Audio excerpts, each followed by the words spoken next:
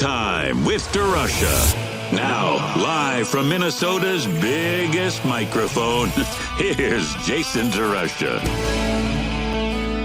Well, I'm not quite ready to throw a parade for all of this, but wow.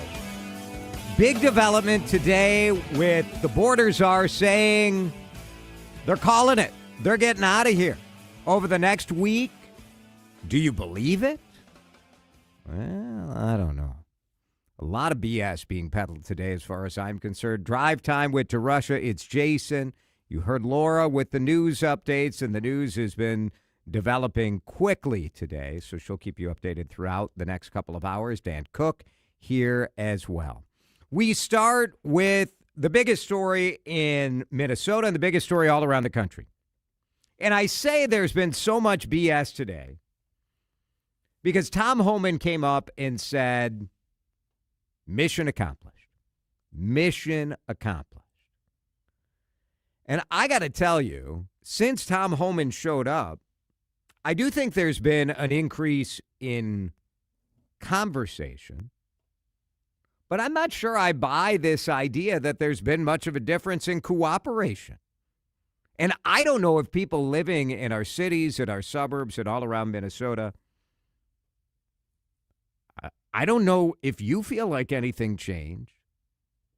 We're going to share some of the comments from Tom Homan, some of the comments from the governor, but I want to invite you into the conversation with a simple question. Has this been worth it to you? Has the ICE surge been worth it? It is pretty simple, yes or no. And then tell me why. It's 651-461-9226. The first thing Tom Homan said today was the thing that I think we all were waiting to hear from him. I have proposed, and President Trump has concurred, that this surge operation conclude. So what's interesting about that to me is how different things are in terms of the conversation and the approach than the Greg Bovino, Kristi Noem days. And frankly, one of my takeaways is how sad it is that it took Tom Homan to come. And it's not that we needed Tom Homan in town. It's that the Trump administration chose not to go the Tom Homan approach from the very beginning. The Trump administration, make no mistake, there has been quite a bit of reporting about the fact that there was a difference of opinion in the Trump White House. And on the one side was the Kristi Noem, Greg Bovino, let's go into Democrat cities, have a lot of chaos because we know that people are going to be pissed. The other approach was the Tom Homan approach, which was let's go to Texas, let's go to Florida, let's go to Arizona, places where there are a large number of people who are here without proper documentation, people who snuck into the country, whatever. And Trump chose the TV show. He chose the chaos. So I don't think it's fair to give the federal government credit and say, like, oh, they figured it out. Tom Homan showed up, and thank goodness the grown-ups showed up. No, they chose this dramatic, over-the-top approach. That's not about policy. That's about politics. This is the part where I think a lot of us are like, all right, what does this mean? What does this mean? When Tom Homan says, and it's why I think there's been so much skepticism today as to what happened. Operation Metro Surge is ending. And in the next week, we're going to deploy the officers here in detail back to their home stations or other areas of the country that are needed. Great, right? Like that sounds great. Now, the reality is in every city where there's been a surge, Los Angeles and Chicago, there are more officers, more ICE agents, more Border Patrol agents in the city than there was before. And you know what? I'm fine with that. I have no problem with there being 200 ICE and Border Patrol agents instead of 150 what we had before. I have no problem with there being 300. You could double it. Fine. I have no problem with that. My issue is the fact that when you send 3,000 people into a community, what you get is this sort of chaos, right?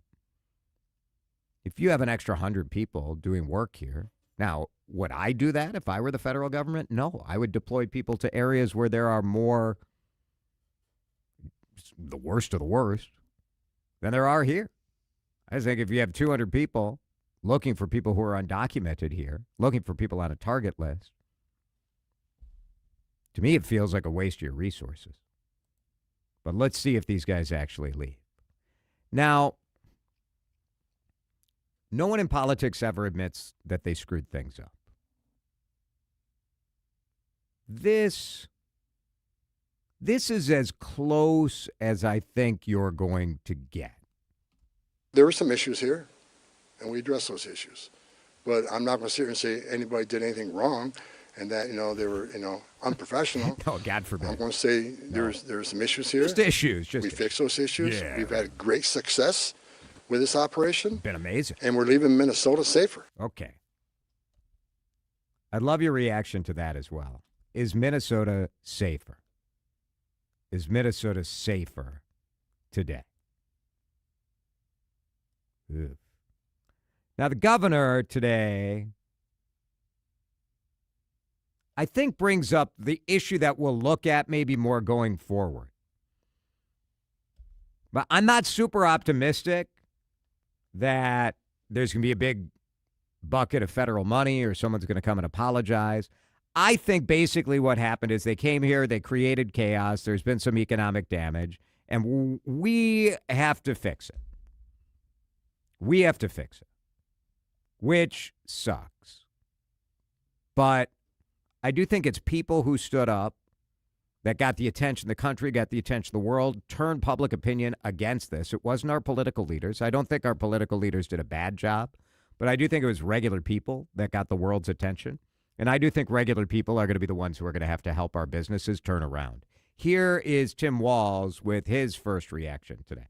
The federal government needs to be responsible. You don't get to break things and then just leave without doing something about it. Yeah, well, you kind of do. I think people can remember this. You can vote on this. But I also think we do have to look forward and say, how are we going to help the people that were harmed? And not just businesses. There's a lot of people who are now walking around with passports.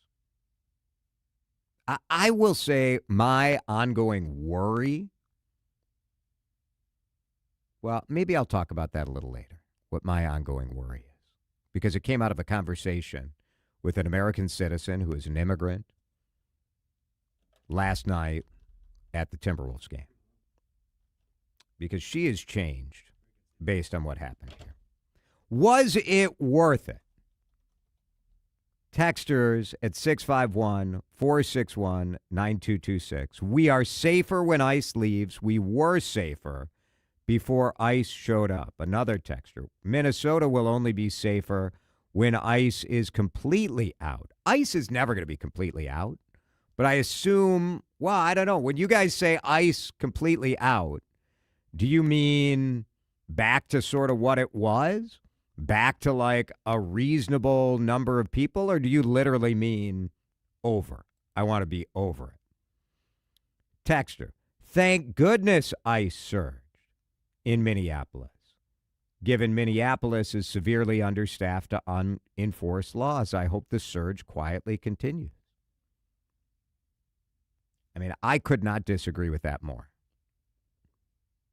Now, if you wanted to send in agents to enforce drug laws, or you wanted to send in prosecutors to help us bust fraudsters, yes, bring them in. But if you, after all that has happened over the last couple months, have still convinced yourself that ICE is here enforcing our laws, come on. Come on. Jason, Homan had to say it was a success. He's part of the Trump administration. Trump would crush him if he had said it was a failure. I think a lot of us thought this was exactly how this was going to play out. There needed to be a lane to claim victory.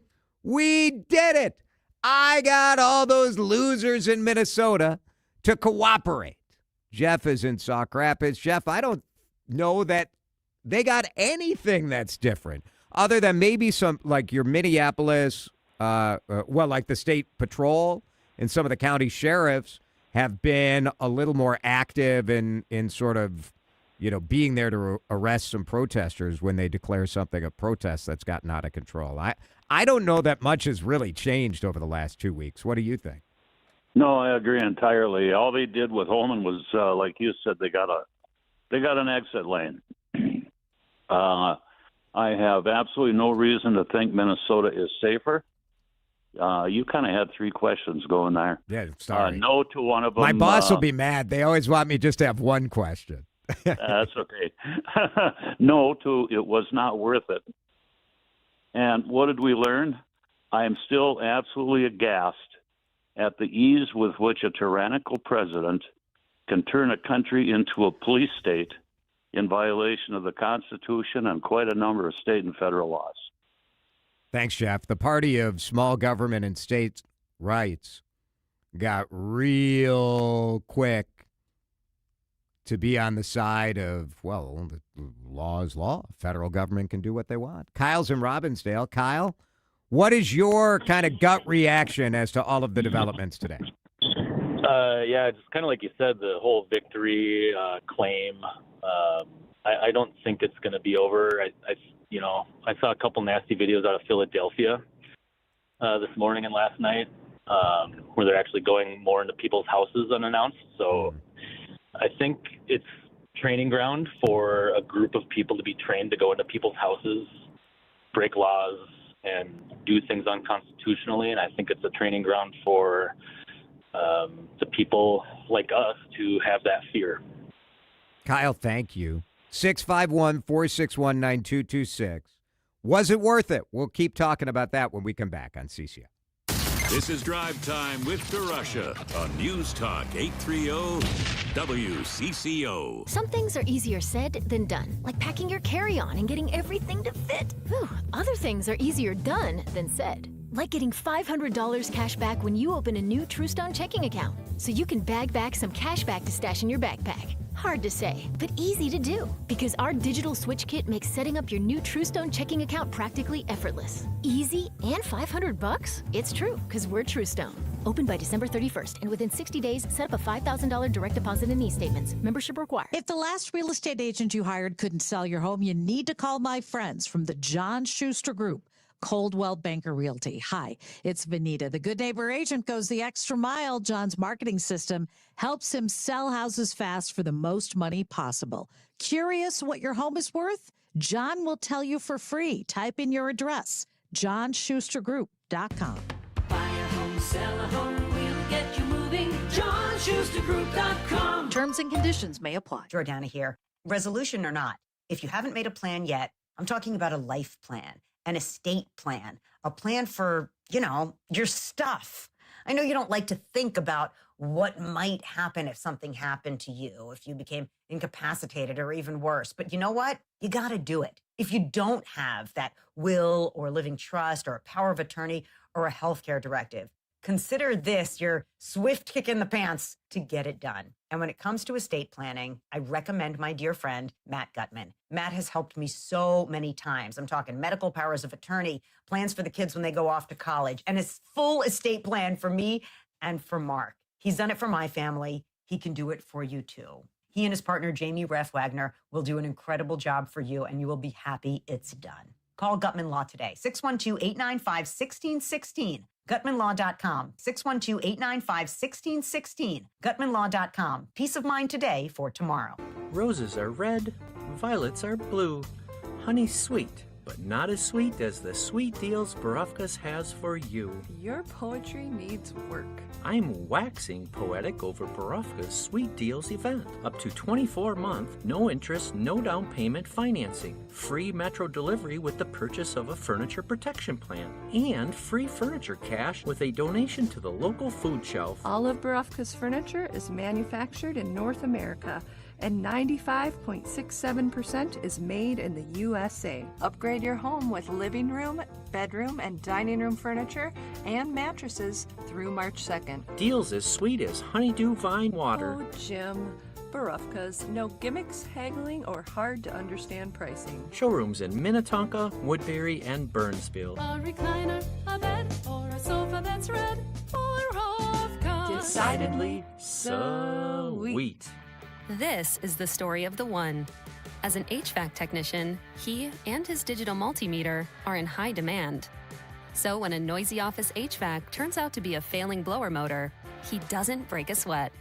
With Grainger's easy-to-use website and product information, he selects the product he needs to keep everything humming right along. Call 1-800-GRAINGER, click Grainger.com, or just stop by. Grainger, for the ones who get it done. At the UPS Store, we know being a small business owner means holiday time is still go time. Still get those orders shipped time. And still re-up on stamps and supplies time. That's why this upcoming holiday, while others close up shop, we'll be open and happy to help you keep being unstoppable. Come into your local store today. Most locations are independently owned. Product services, pricing, and hours of operation may vary. See Center for details. The UPS Store. Be unstoppable. This is Drive Time with DeRusha on News Talk 830 WCCO. Me and Jenny Groom were hung out in a small town. Was it worth it? My answer is absolutely not. Absolutely not. Sending in 3,000 federal agents. There are 2 people dead. 3 shootings. The mayor of Minneapolis has talked about the fact that 2 of the 3 homicides in the city over the last 6 weeks have been at the hands of federal agents. And I refuse to accept that this is the fault of the observers and the agitators. And the main reason, because we can all question what were the tactics, what was the best way to do it, was it smart, would I have done it? It was totally foreseeable. The federal government 100% knew this was going to happen. They did. They chose this. So to blame the protesters or the agitators or the Democratic politicians, this was what they wanted. This was what they wanted. Lots of feedback coming in on the text line, on the phone, on the YouTube channel at 651-461-9226. Barb says, no, with 2 deaths that were unnecessary, it was not worth it, with the fear and the chaos that will not be forgotten. Another response, though, says Minnesota lost today. Law and order can only hope that Trumpy doesn't abandon this cold Omaha of a Twin Cities. Benjamin, was it worth 2 people dying for literally nothing? Probably not. There has been no proof they arrested any of the worst criminals. None. A different Benjamin says if these ICE morons knew where any of the worst criminals, they could go get them, and no one should even notice they're here. That's my point to the people who always say, Barack Obama and Joe Biden deported way more people, and the media never said a thing. Yeah, because it's proof that you can professionally go and enforce immigration laws. You can. But this was done to create a fight. Let's go to Wanda in St. Joe on the CCO Talk and Text line, 651-461-9226. Wanda, was this worth it? Absolutely not. What? And what bothers me is there has been so much generational trauma inflicted on grandmothers and grandfathers and parents and most of all little children. There's a mental health crisis in this state, in this country, and it's only been exacerbated by this whole mess. And I lay it at the feet of our number 47. That's all I have to say. Thank you. Thanks, Wanda. Appreciate it. Next hour, we're going to ask you a little bit about the turning point. So I was talking about this with a friend earlier this morning. What got this to change? What was your turning point? So we'll talk about that in our next hour. If you'd like to weigh in, you can do it at any time. The Odyssey app has a talkback feature where you can click on a microphone right on the WCCO radio page where you would listen live.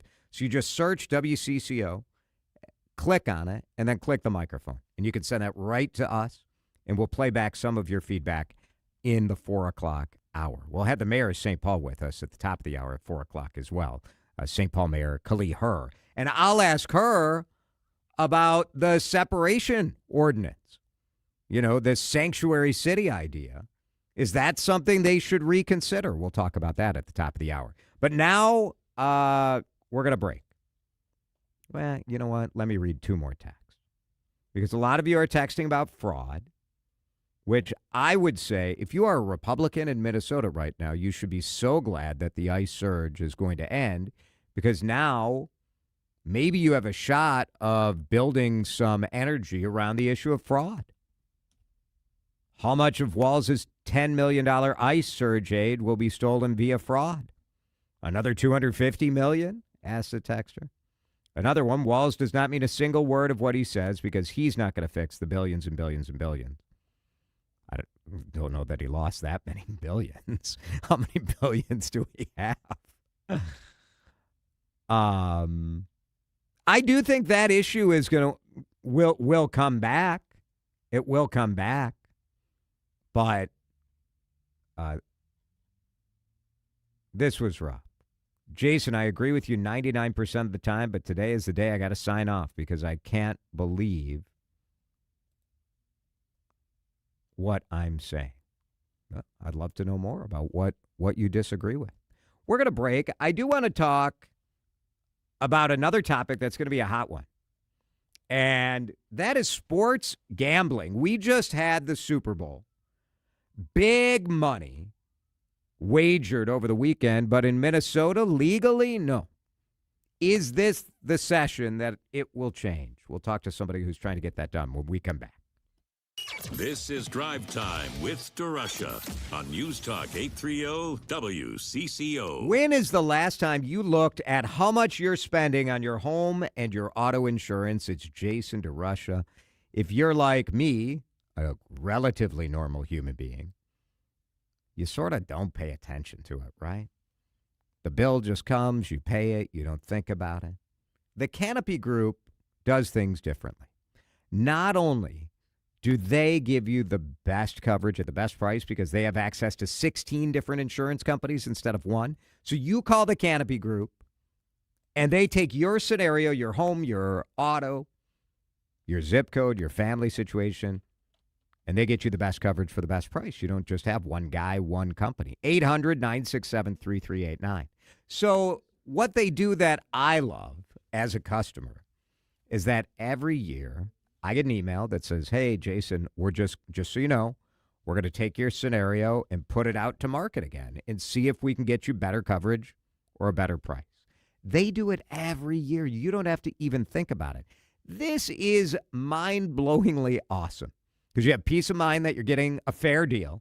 Are you getting a good deal? It's insurance. Like you're getting the best deal that's available. And they just take care of it. It's so smart. It's so smart. And it'd be smart for you to reach out, see if you can improve on your coverage, improve on your price. Maybe you'll improve on both. I saved $820 the first year I signed up. 800-967-3389. Or you can do it online, thecanopygroup.com.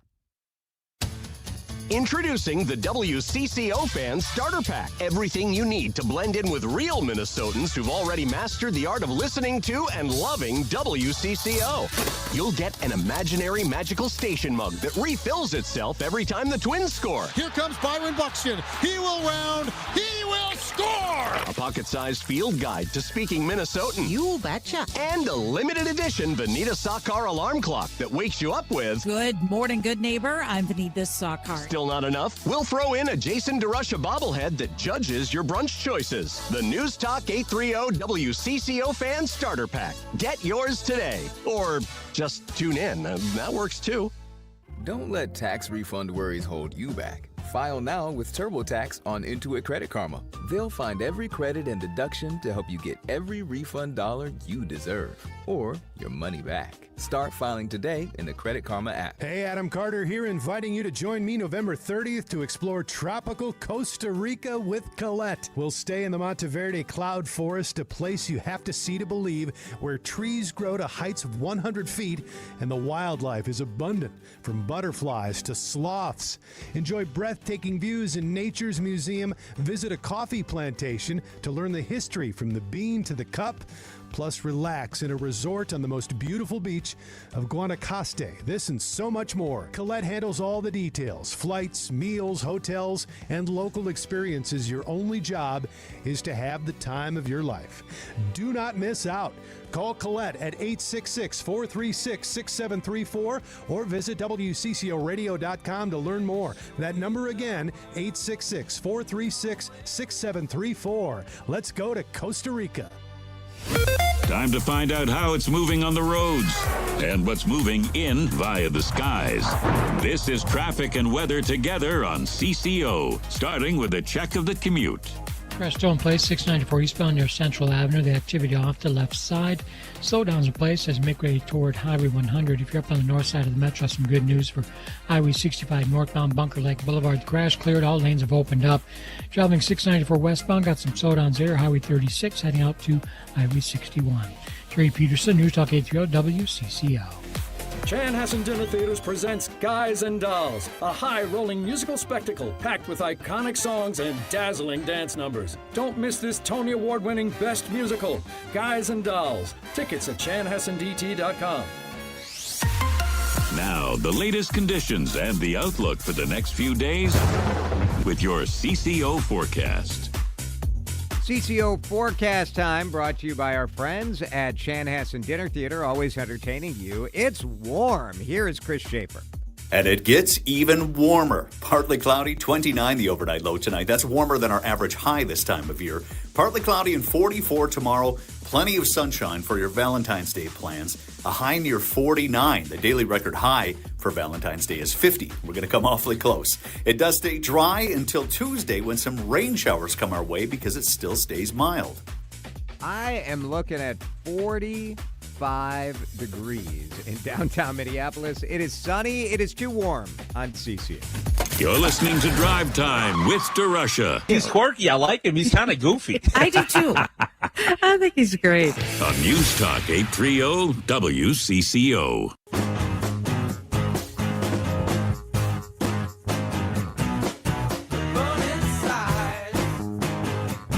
Overwhelmingly, Minnesotans want sports gambling. Now, I've talked before on this show that I'm sort of ambivalent about it. I am very concerned that the ease of gambling, using your phone, using prop bets, all these sort of, you can bet on everything. I see it with my college-age teenagers that I worry about the impact of sports gambling. And I do think, generally speaking, people have the right to make adult choices. We can set these things up with as many safeguards that are possible. But Minnesota has been unable to kind of get this done. We have, and again, the public opinion polling is overwhelming. I'm curious where you guys are on this, but the public opinion on this is like, we want it. It is one of those things where there's a disconnect, right? Because legislators, to a certain degree, have been trying to protect the exclusive rights to gaming that the Native American tribes have had. We have a special relationship with Native American tribes here in Minnesota. But the legislative session's about to get underway, and this issue is no doubt going to come back. We've talked with legislators about this issue before. I've never talked with one of the national guys who's out there lobbying and trying to get this done. So we thought we'd bring in Joe Maloney, who is the head of the Sports Betting Alliance, who joins us on the John Schuster Coldwell Banker Hotline. Joe, thanks for being with us. So happy to be here. Thank you. Well, first, you heard what I had to say a little bit there. I just want to give you a chance to react to sort of that. I'm uncomfortable and not super excited about like the positives of sports gaming, but I also am concerned about the fact that, when you're a state that doesn't have it and everybody else does, you sort of breed this illegal black market. So that's I'm concerned about that as well. There's really been two big factors, two big reasons why states and jurisdictions have moved forward after the 2018 Supreme Court decision that overruled the federal ban on states permitting legal gaming in their states, and specifically sports wagering. The first reason is consumer protection, what you were just talking about. It's a broad acknowledgement that Americans have been betting on sports for as long as there have been sports to bet on. Right. And in the internet and digital era, it's rampant.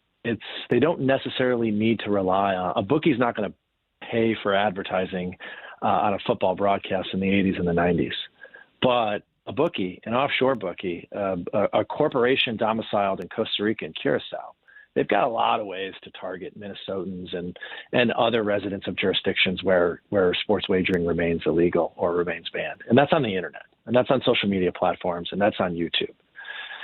So it's an acknowledgement by these states that says, hey, you know what? Like, let's actually create an ecosystem, a legal regulated marketplace where we can embed consumer protections and we can demand certain types of duties and obligations pursuant to consumer protections. Because what increasingly is happening is folks go into these black markets, they don't get paid out on winnings.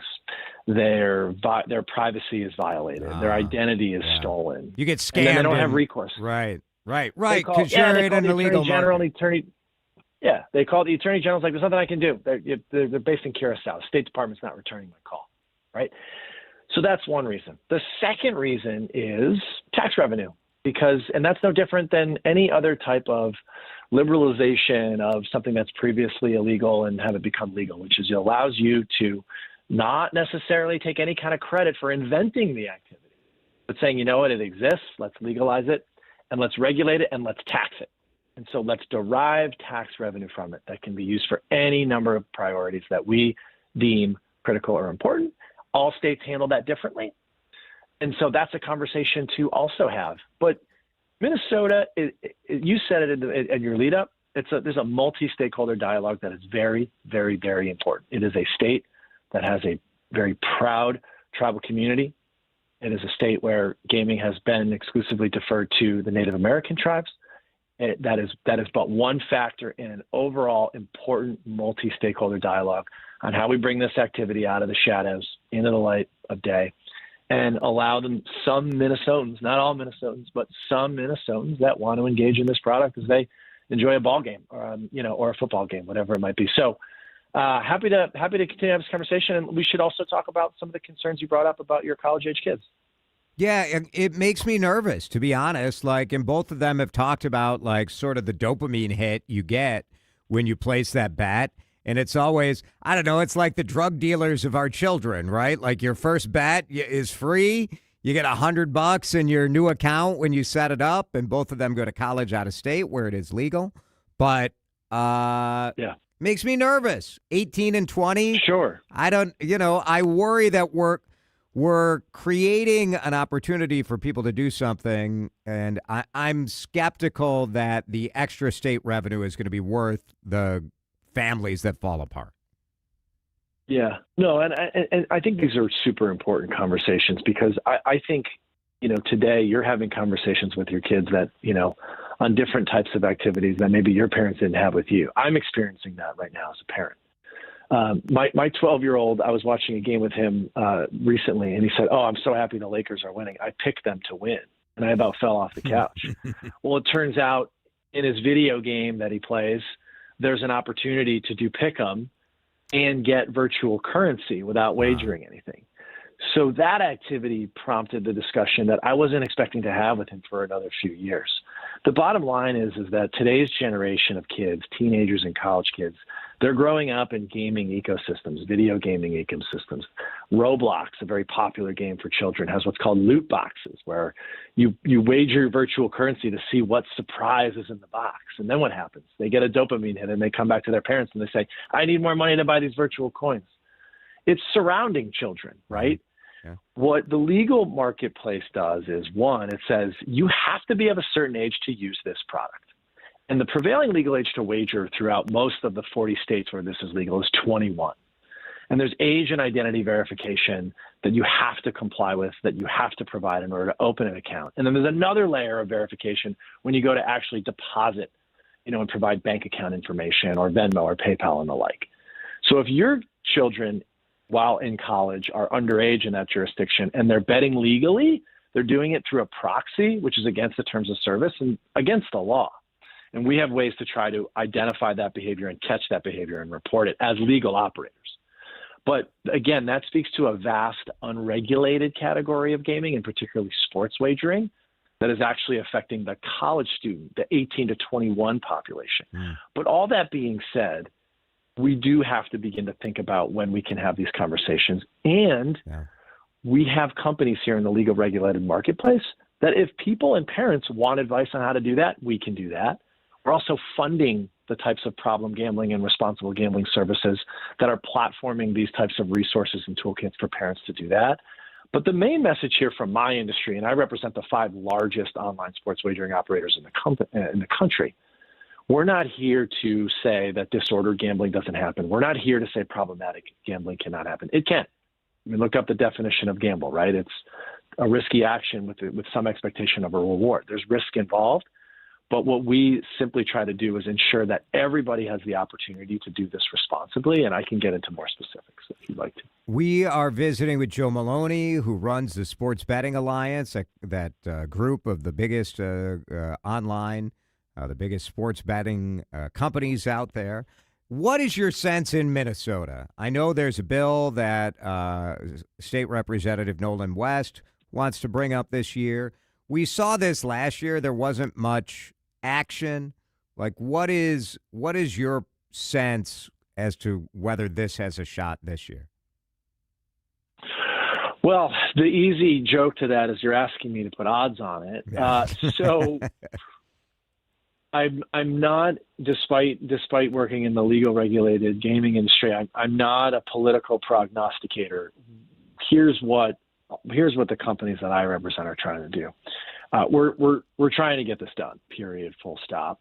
We are invested in a multi-stakeholder dialogue that, not only is inclusive of obviously both political parties, but obviously inclusive of, the Native American community, the tribes, the professional sports teams who have a really important perspective in a sort of sports crazed state, such as Minnesota. And so that's really what it's going to take. We've got to piece together a coalition across all of these different sets of stakeholders and deliver a clear and cogent message to, leadership in the legislature and then throughout the state to say that this is something that, the folks in Minnesota that want to participate in this activity deserve, that this is something that can be scaled responsibly, and that ultimately this is, particularly the platforming of a product that can deliver a lot more transparency to address some of the concerns, the public health concerns, the integrity concerns. Does the prediction market aspect of things, you can go in Minnesota and go to Underdog or Kaohly or some of these other sites. Does that change the equation? Does that maybe make it more appealing to say, like, well, maybe we should, legalize, traditional sports gambling and build the safeguards around it?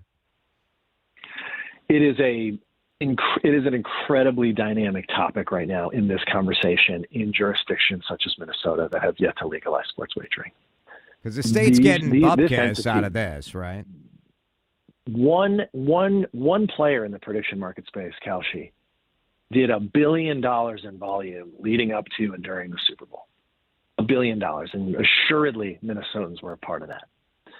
So we no longer have the ability to just pretend that Minnesotans wouldn't dare go into the black market. There's a federally registered framework now where folks can provision and platform the trading of contracts that involve the outcomes of sporting events that not only just take place in Minnesota, but take place anywhere in the world. So it is certainly an injection of a dynamic topic. It is front of mind for stakeholders in Minnesota that want to be out in front of this, whether they agree with it or not. but also B, are not terribly thrilled about some of the sort of more high-profile betting markets that potentially could, present integrity concerns. And then thirdly, all of this activity is happening in that category of gaming without delivering tax benefits to Minnesota. So in effect, you've got a black market monopoly, which is now competing with a federally registered framework that's delivering some competition to the black market in the state. But none of those activities are necessarily have the interests of Minnesotans in mind when it comes to some of the concerns that we've been hearing over the many years that we have been communicating with Minnesota electeds in the legislature. And so, yes, it's a hugely important topic, and it's at the forefront of the conversation. Joe Maloney, we appreciate you and your time. That also, Joe, is a really long way of saying, like, we think the prediction market is not very good for Minnesota. We get no money out of the deal, and there's no safeguards. And what you guys are proposing is some of that. So it'll be interesting how that changes the dynamic. Well, it's a whole lot of it, and I'll come back anytime. Thank you so much for having me. Thanks, Joe. Interesting stuff. I think it's interesting. And Joe's point, where for me, as someone who is not very excited about legalizing sports gambling, I don't know that the extra revenue for the state is going to be worth the negative reaction that we're going to have. I don't see the positive. That said, like, you can go bet on the prediction market today totally legally, and we get nothing. So that does get my attention. Drive Time, back in a minute. You're listening to Drive Time with DeRusha on News Talk 830 WCCO. Got an email today that I thought you guys would want to hear about. It was an email for 75% off at J.H. & Sons. It's Jason here. You know I love the team at J.H. & Sons. They are unbelievable. Great people, great service. And 75% off. The winter clearance starts today. These are new markdowns on all of your favorite fall and winter collections. So you got to get on this. You need to get to the store at J.H. & Sons at the Galleria in Edina. Your favorite fall, your favorite winter clothing options. This is top of the line, premium, beautiful clothing. But they got to get it out of here because all of this amazing spring clothing that my friends Kevin and Chuck and Bryce have been shopping for, it's coming into the store. So we got to get rid of the fall and winter stuff. So go get a deal.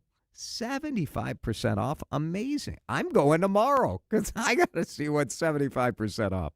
J.H. & Sons is at the Galleria in Edina. Premium men's clothing from the best clothiers in the state. Go to jhtsons.com to sign up for their email list, but get to that store and tell them Jason sent you. Roses are red, violets blue, honey's sweet, but not as sweet as the deals Borofka's has for you. Up to 24-month, no interest, no down payment financing, free metro delivery with the purchase of a furniture protection plan, and free furniture cash with a donation to the local food shelf. Through March 2nd. Deals as sweet as honeydew vine water. Oh, Jim. Borofka's. No gimmicks, haggling, or hard-to-understand pricing. Minnetonka, Woodbury, and Burnsville. Decidedly sweet. I'm Piera Palazzolo, VP of Digital Marketing for the American Management Association, a company focused on the management training skills needed to enhance the careers of business professionals. We did our research when it came to the best companies for website development and chose AmericanEagle.com. And we couldn't be happier. AmericanEagle.com worked closely with us to understand the front and back end requirements needed to launch an e-commerce website that could handle the complexities of running thousands of seminars nationwide. Our robust new website and improved SEO saw immediate increases in site traffic and web revenue. If you're in need of managerial effectiveness and success, visit our website at amanet.org. If you're in need of a website that provides an unparalleled consumer experience, I highly recommend AmericanEagle.com. Transform your business today. Dial 877-WEB-NOW1 for a free digital consultation with AmericanEagle.com. Time to find out how it's moving on the roads and what's moving in via the skies. This is traffic and weather together on CCO, starting with a check of the commute. Crash clearing out of the way, West 494 and 35W. That opens up the left lane. Traffic remains tight though as you come in from Cedar Avenue.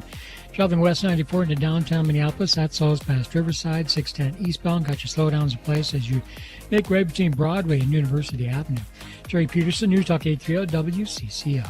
Hungry? Go to Dickey's Barbecue Pit of Egan for real Texas barbecue. All meats smoked fresh in-house daily. You can dine in, take out, have it delivered, or have your event catered anywhere in the metro. Just go to Dickeys.com. Dickey's Barbecue Pit of Egan, the Twin Cities catering leader.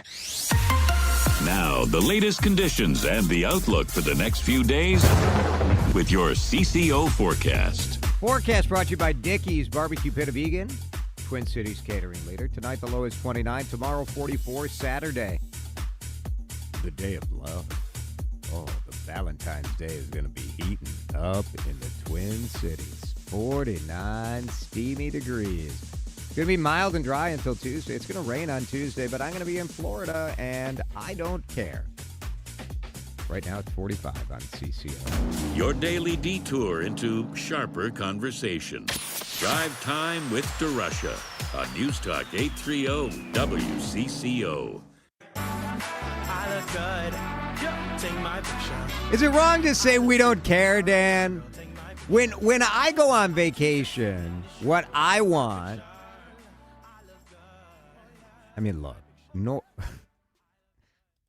I was winded up to say it, and then I thought, well, maybe I shouldn't say it. It sounds mean. It does sort of sound mean.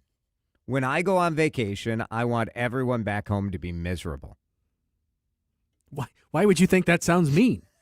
I mean, can we just be honest with ourselves, though? Most people, when you go on vacation, you want it to be significantly nicer than it is where you left from, right?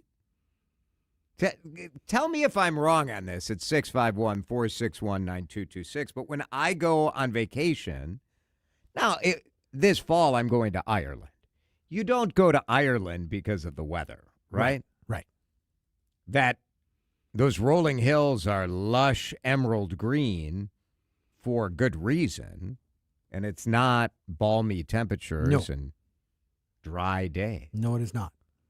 So when we go, have you looked at the weather at Twin Spring Training in Fort Myers? You know what? I haven't, but that's a good reason. Lee to think, County, hey, Florida. Let's go check what Fort Myers looks like. Dan and I fly down there on Sunday. Sunday, a high of 77 with partly cloudy skies. Oh, that sounds nice. Monday, high of 74, sunny skies. Okay. Tuesday, high of 77, sunny skies. Yeah. Wednesday, 77. Thursday, 77. Friday, 77. Looks pretty good.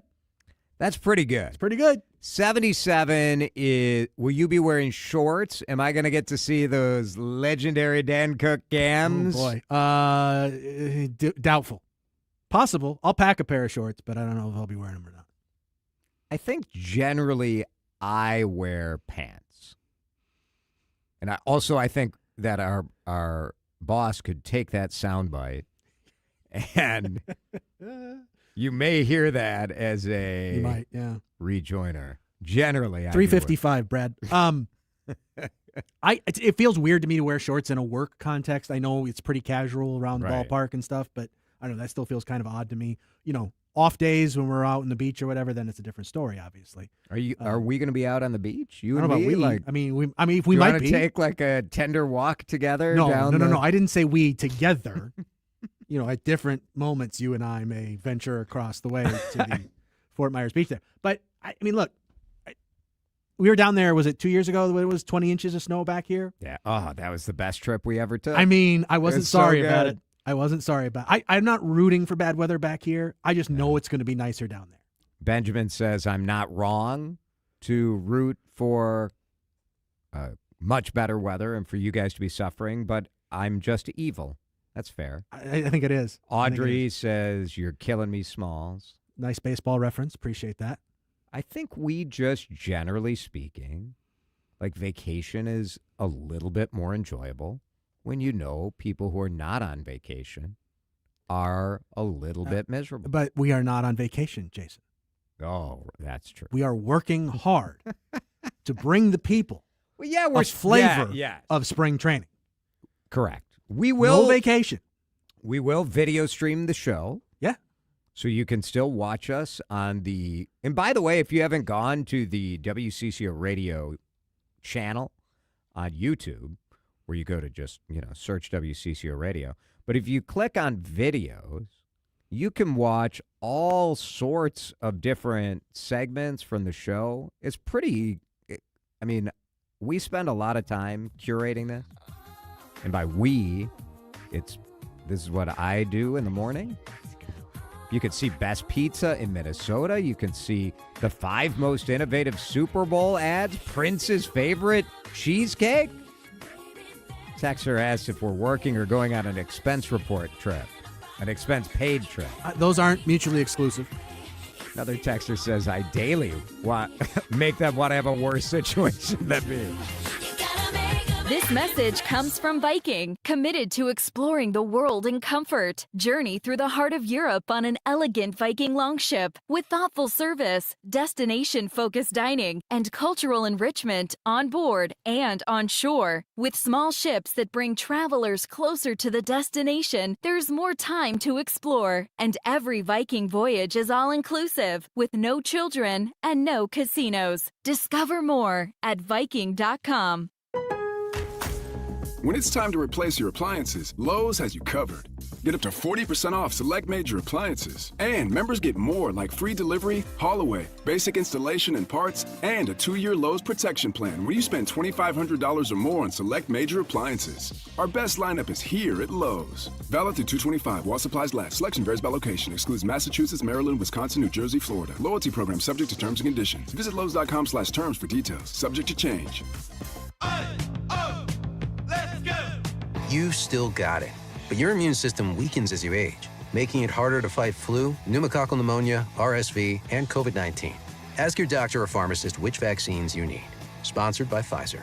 Snakes, zombies, public speaking. The list of fears is endless. But the real danger is in your hand when you're behind the wheel. Distracted driving is what's really scary and even deadly.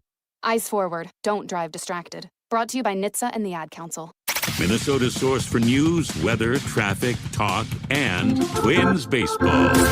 News Talk 830 WCCO. KMNB HD2, Minneapolis, St. Paul. This is CBS News on the Hour, your home for original reporting. I'm Stacey Lynn. The Trump administration is rolling back a big climate change regulation. President Trump calls it the single largest deregulatory action in American history. We are officially terminating the so-called endangerment finding, a disastrous Obama-era policy that severely damaged the American auto industry and massively drove up prices. EPA Administrator Lee Zeldin was especially pleased. This is a big deal. The endangerment finding determined carbon dioxide and other greenhouse gases endanger public health. So what about health? We can and must choose both. Legal challenges to the president's action are expected. Linda Kenyon, CBS News, the White House. The president's border czar, Tom Homan, says the immigration crackdown in Minnesota is ending. A significant drawdown has already been underway this week and will continue through the next week.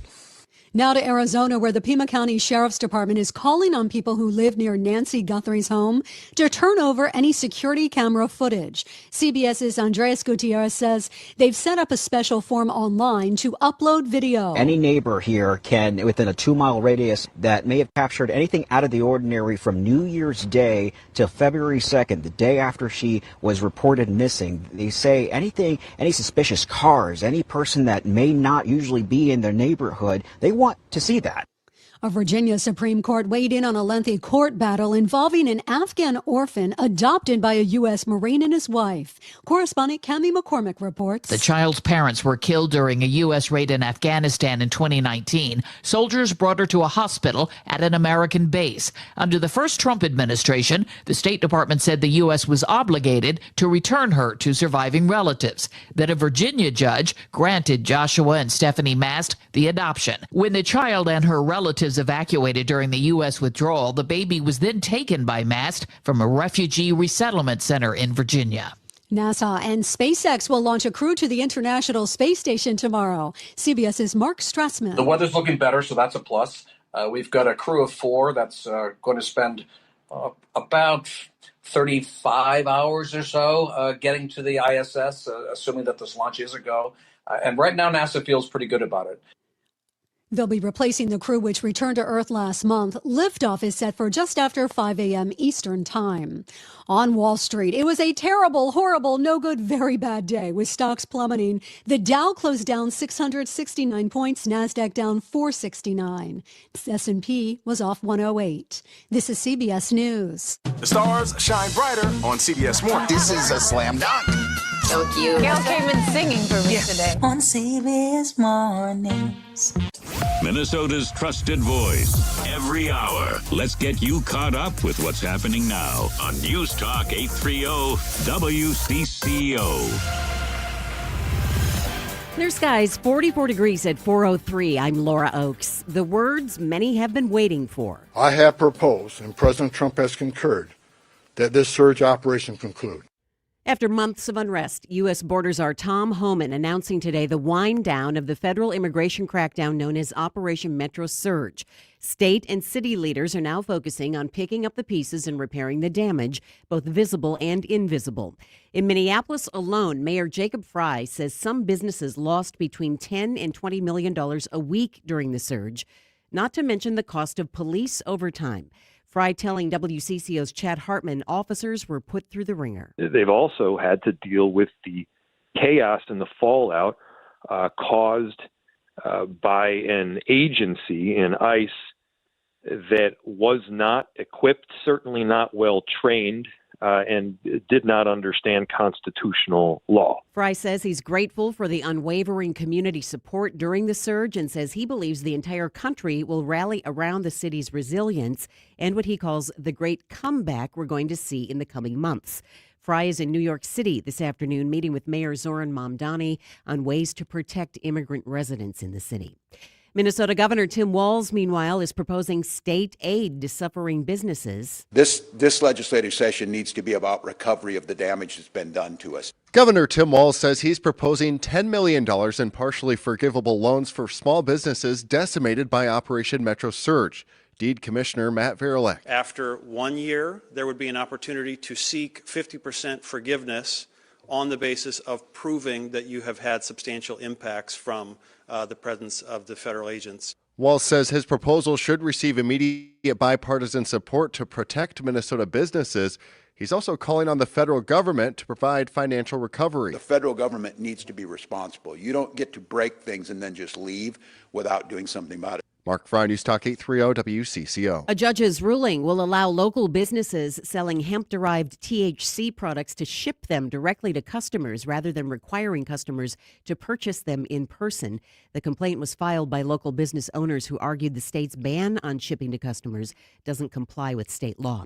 The Uptown Art Fair is set to return to its roots this summer. The Uptown Association has officially confirmed the return of the Uptown Art Fair to its namesake neighborhood for the first full weekend of August, moving away from its temporary SoMe Art Fair location in South Minneapolis. Association President Andrea Corbin. We are going to be calling on some pretty big sponsors to come back and support Uptown and really make it the event that everybody wants it to be. We plan on getting people to the area, really activating the area, which I feel is really the job of the Uptown Association to begin with. So we're just thrilled. She says the event is set to host between 200 and 300 artists. A finalized location and layout are expected to be unveiled in a follow-up announcement this spring. Taylor Rivera, News Talk 830 WCCO. And WCCO News Time is 4:06.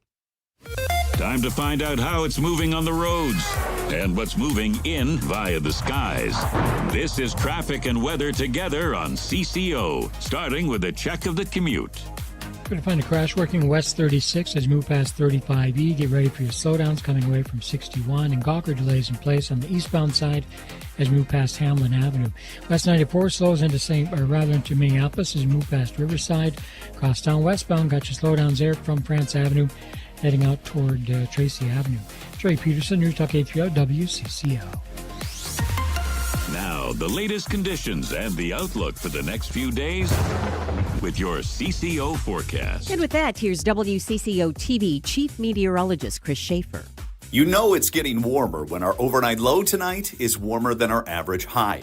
Partly cloudy, dropping back to 29. Taking a swing at the mid-40s tomorrow, 44 with a partly cloudy sky.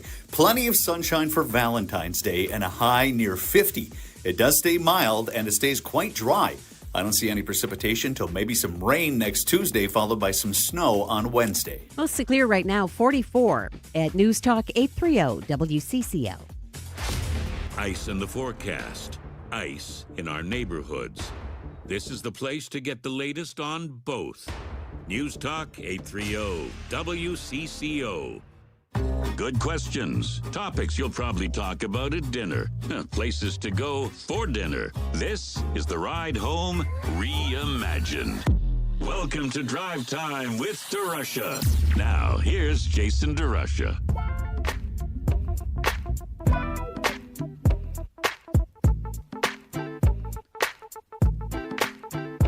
What was the turning point? What was the turning point that got us today where the president's borders czar said the surge is over? It's Jason. Welcome to Drive Time, 651-461-9226. I was talking with a friend about this at breakfast this morning after Tom Homan had his news conference where he said the drawdown was started. We're skeptical. We're prove it, all of that stuff. But there is no doubt that where we're at today is significantly different from where we were, say, January 20th. What changed things? 651-461-9226. I think the turning point was a 20 below day where 20 or 30 or 40 or 50,000 people, who knows how many, spent 2 hours in sub-zero temperature, 40 below zero wind chill, raising their voices, marching from U.S. Bank Stadium to Target Center and all around downtown. I believe that moment changed the discussion. That moment changed my opinion about some of the things that we were talking about on this show. You might remember the week before that Friday where many, many businesses closed. We did a segment on this show saying that I thought it was stupid, that I thought it was stupid for businesses in the Twin Cities that were already hurting to be pressured into closing their doors. And then I saw tens of thousands of people, ordinary people, young people and non-typical protesters and suburban moms and rural grandfathers walking through the streets. And to me, it said, whoa, people, a broad range of people are saying, this is too far. This is not American. This is not what we stand for. I think that, for me, was the turning point to realize this is more than just, the Republicans are supporting Donald Trump and the Democrats are fighting it. That moment, to me, said Minnesotans, yeah, everybody doesn't agree, but a wide swath of Minnesotans had had enough. And they were willing to go in sub-zero temperatures, march through downtown Minneapolis to tell the world that. I think it was very significant. To me, it wasn't the mayors. It wasn't the governor. It was those people who showed up. For me, that was the turning point. Let's go to Reverend Tim Christopher in North Minneapolis with us on the CCO Talk and Text line. Rev, what was the turning point for you when things changed? No, you hit the nail on the head, my friend. When I went out to those protests and again, like I said before, I didn't see angry people. I saw upset people. I saw angry people during George Floyd. Yes. I saw people who were upset and getting mad when I walked out there, and then when I realized all of these white people, that's when I knew. That's when I knew. This wasn't just about politics, man. This was about a group of people who said, I can't believe this is happening in my state. And I'm not going to sit at home. But here's what got me, Jason. Yeah. I met a couple from Pipestone, Minnesota. Pipestone, Minnesota. Right. That said that they were not going to sit back and watch this happen. How about that? That's why they came to the they drove all the way from Pipestone, Minnesota. I knew right then and there, man, this is different, Jason. Yeah. This yeah, is and different. you've been, as you said, and I was out too with protest during George Floyd, and that was so different because people were angry at us. They were angry at our police officer, at our city, at a system. Yes. And Yes. here it felt more like Minnesotans were saying, don't do this to us. It was That's right. A different shift. That's right. And I don't think a lot of people who sit at home on their computer and talk crap, they don't understand what the atmosphere is because they're at home. They didn't go out. They didn't go down to the Whipple building and listen and hear those people and, you know, they call those people crazy and this and that. No. For years, Donald Trump, J.D. Vance, and especially DeSantis told these people not to wake up. That was the whole theme, right? Yeah. Woke. Right. Don't listen to these woke. These people here in Minnesota are woke. Right. They woke up, man. Yeah. They did. And it wasn't the, and I say this where you have these sort of the professional protest class, and we all know who these folks are, right? Yes. They were out there, and honestly, like those people too, like I'm glad they raised their voices, but this was way beyond that, which to me was really striking. Tim, thank you. Appreciate it. 651-461-9226. Talking about the turning point. Woody in Minneapolis. Woody, what do you think the turning point was that got to this moment today where the surge is, we hope, going to be drawn down? The government is running out of money, and they're running out of money to fund DHS. So right away, DHS says, oh, we better get everybody out of Minneapolis or out of the Twin Cities or out of Minnesota so the government will keep funding our program. Yeah, I think you're. I grew up. I think you're right, Woody. I live in Minneapolis. Listening to the gentleman that was speaking before me, I live in Minneapolis. George Floyd stuff came within 6 blocks of my house. Yeah. I live less than a mile from Annunciation. You know, it's been a lot. It's been a lot, right? You guys really need to have baseball come on, so you got something else to talk about other than this. This is just getting sickening. Listening to you and Chad Hartman at lunchtime today was just. That's why I also have streaming on my phone. Is for that. So have a good day. Thanks, Woody. Not sure which part of it was sickening. Well, I mean, or was he saying it's is it positive? the topic that all the stuff, or is it our take on it that's sick? Yeah. He's trying to be positive, right? Turning Point says the texture is that Trump is losing political allies. One by one, he's losing support, and he needs that for his ego. I think there's a lot to that in the sense, you know, what I want to say is that the turning point came with the killing of Alex Preddy. But it really was the sharp downturn in polling numbers that came after the shooting of Alex Preddy. It should have been the shooting. That should have been the wake-up call for everybody right there. But it took the sharp turn in public opinion towards the president post Alex Preddy, that's when the wheels started turning. That's when Tom Homan came to town. That's when everything started calming down. And you didn't see the constant videos of masked agents in the street beating people up. That's really, I think, where it turned and led to where we are today. I do think Alex Preddy was the point where, and it's hard to tell whether it was the protest which happened on Friday and then that killing which happened, 12 hours later.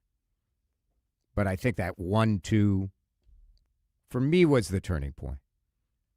And so people can look at Homan, they can look at cooperation. Oh, Minnesota's cooperating. I don't know, man. I think we're doing about the same stuff that we were doing before. It's a lot of spin to say we look at all this cooperation we got, when really it was the loss of public support, which partially, I think, was because of the way the public showed up. I want to talk to the mayor of St. Paul, because her city has been in the thick of this as well. St. Paul Mayor Kaohly joins us in seconds on CCO. You're listening to Drive Time with DeRusha. Video streaming live on YouTube and always on your radio at News Talk 830 WCCO.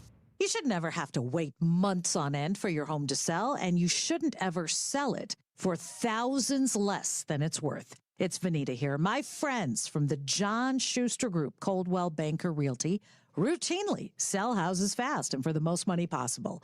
Walter and Adele sold their house with the Good Neighbor agent. They learned a lot from this whole process from John at one of his home seller seminars. John's advice and his marketing system made a big difference for them. It only took 5 days for John to find them a buyer willing to pay thousands over the asking price. It was wonderful. John can still give you all the same advice he gave Walter and Adele, even if you missed his seminar.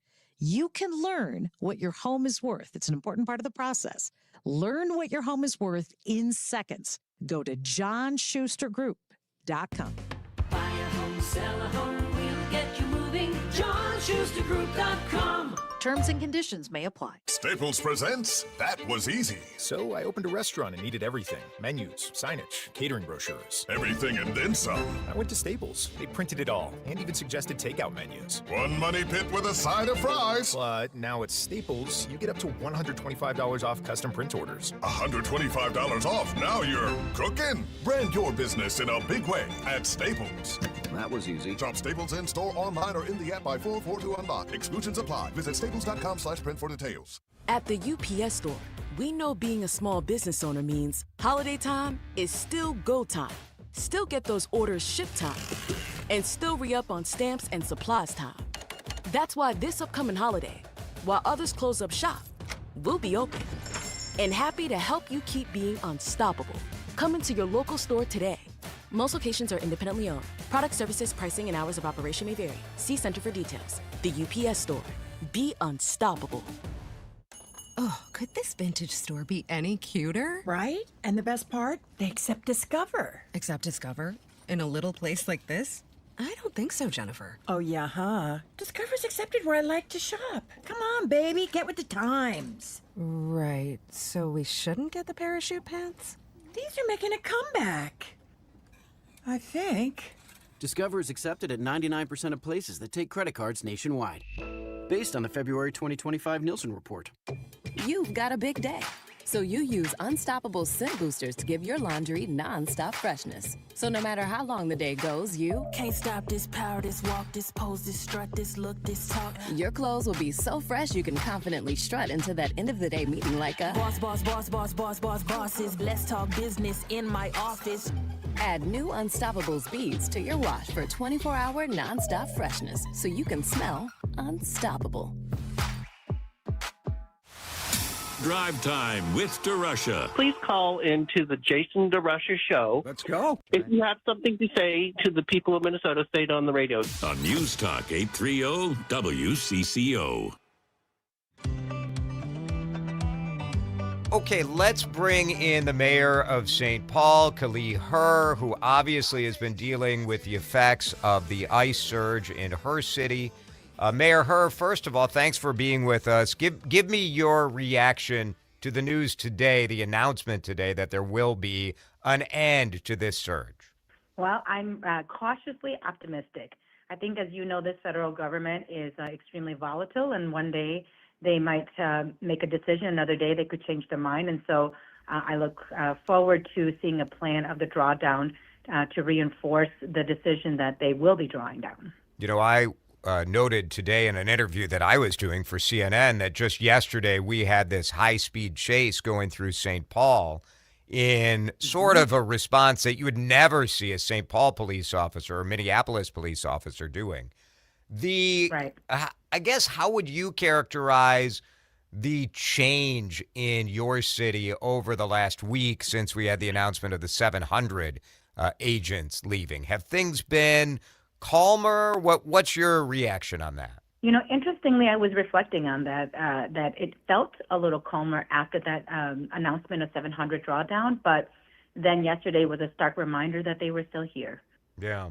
Yeah, that's sort of how I see it. I've seen a lot more suburban action over the last week. So it is hard to get a sense on this, right? For you, what will be like a real sign that, okay, this really is an end to this particular phase of the operation? Yeah, I mean, there will be signs, right? If the one, I'd like to see a concrete plan as to like how the withdrawal, the drawdown is going to look like. What are the steps? Because, you know, removing thousands of federal agents isn't going to be an easy process. And so just to understand the plan around that. And then we will see visible signs that we'll stop seeing unmarked cars. We'll stop seeing, staging in different areas. And I think that those types of things we'll see less and less of. And those are the signs that I am looking for. One of the things that I think I've been thinking about today is the fact that, okay, if by a week or 2 weeks you see 2,000 agents gone, or even if it's 1,800, most cities that have had, like Chicago, that had a surge there, still had more agents in town than there were originally. We'll probably have more than 150 or whatever we had before here. And I don't know about you. I don't have a problem with that necessarily. My problem is the fact that, you know, the surge that was here, the way they were doing their business was un-American, without due process. It was outrageous. I mean, it was more the way they were doing that than the existence of them. What's your sense on that? I completely agree with you, because the narrative out there was that they were just detaining people who had criminal histories and were, a national security threat. And we were seeing something very different. I think that the difficulty in this whole process was that the damage that has been done, right, around, trust in law enforcement, our local law enforcement, around the economic impact, around the psychological and emotional toll and harm that's had on our communities, and truthfully, like being able to have all the way up to the Supreme Court make decisions that they could target people by the way that they look and they sound, and there's going to be lasting impact of that. And I think that I think there's no reasonable person who says that criminals who shouldn't be here should stay here. I think that we can all agree that none of us ever want that. But what they were doing is going after everyday citizens, people who had the proper documentation to be here, people who were just trying to live their lives. And I agree with you that it's the way that it was done. Do you agree with Tom Homan when he says that there were successful results, and his quote is, "We're leaving Minnesota safer"? Is he right about that? I think that could be debated by people. What I will say is that whatever this administration needs to say in order for them to have the reason that they needed to withdraw from our cities and our states here, I say that they'll have to say what they need to. What I'm looking for is safety for our residents, and that people can go back to at least trying to live life normally and pursue the American dream that our country has almost promised for people. And so whatever they need to say in order to justify why they're leaving, I'm going to, push forward and say, I just need them out of here. St. Paul Mayor Kaohly Her is with us on the John Schuster Coldwell Banker Hotline. You have talked about the fact that you've been personally carrying your passport card around with you and your passport as a refugee and an immigrant and an American citizen. When is that? It's kind of a personal question, but is that a permanent change? Is there a moment where you're going to say, I don't need this anymore? I did actually think about that, and I wondered, because of the volatility and the not knowing when decisions will get reversed, and that we have 3 more years under this federal administration, To be safe, like I will just keep mine on me because I don't know. And so I hope that there is one day where I will feel that safety and security again, that someone won't just target me from the way that I look. And I hope that that day comes before this administration is done with their term, but I'm not sure if it will. What is your sense as to the long-term damage to the business community? We've heard, and by business community, I'm concerned about business owners, but also all the people that work at those businesses. Yeah. So when you look at Minneapolis has said their businesses are losing about $10 to $20 million per day because of the surge. I assume the number in St. Paul is lower, but it's got to be in the millions, right? Do you have some sense as to what the economic hit is? So we are still putting those numbers together because the truth is that we can't just look at what is the loss in revenues. We have to look at the ripple effects of what that has, right? When we think about the ripple effects of like parents not going into work, and so then now people are maybe unsheltered and couldn't make rent, and now we're going to have more people who need to rely on public assistance or what the government can afford. When we have families that aren't putting their children into school because they can't, because they're afraid to go out, that there's a cost to that. There's an economic cost to the disparity in educational outcomes. When we talk about the cost of healthcare and what it means for people and having not taken care of themselves, when you think about the cost of businesses closing because they couldn't make rent for these last few months, and now what does that mean for our tax base, and what does that mean for, what this next year's budget looks like? Like there is long-term economic impact. And so I think that for us to have a true assessment of that will take us a little bit longer in order to get a number out. Is there any recourse for you? I know there's been talk about trying to get money out of the federal government. I don't know what the realistic chances of that would be, but some state economic relief. What's your plan there? So I think that we should always ask because you can't get something if you don't ask. But I, will be completely transparent in that I will have an ask to our state legislature on the cost of the ICE occupation here in our city. And so we will have a legislative ask, and I don't know what the appetite is at the state level to pass this with the 67 split in the House. But again, if we don't ask, we won't have the ability to backfill the cost of that for the police cost, for the Health and Human Services cost, for the economic cost. We're going to have to ask not just at the federal level, but at the state as well. Mayor Kaohly from the city of St. Paul, are you, when you look at the way your St. Paul officers acted during all of this, what do you make of it? How do you feel about how the police in St. Paul handled a very volatile time? It still continues, but it's. I just wonder how you reflect on that. Yeah, I will say that no one has ever had to lead or to have to operate in this environment before ever.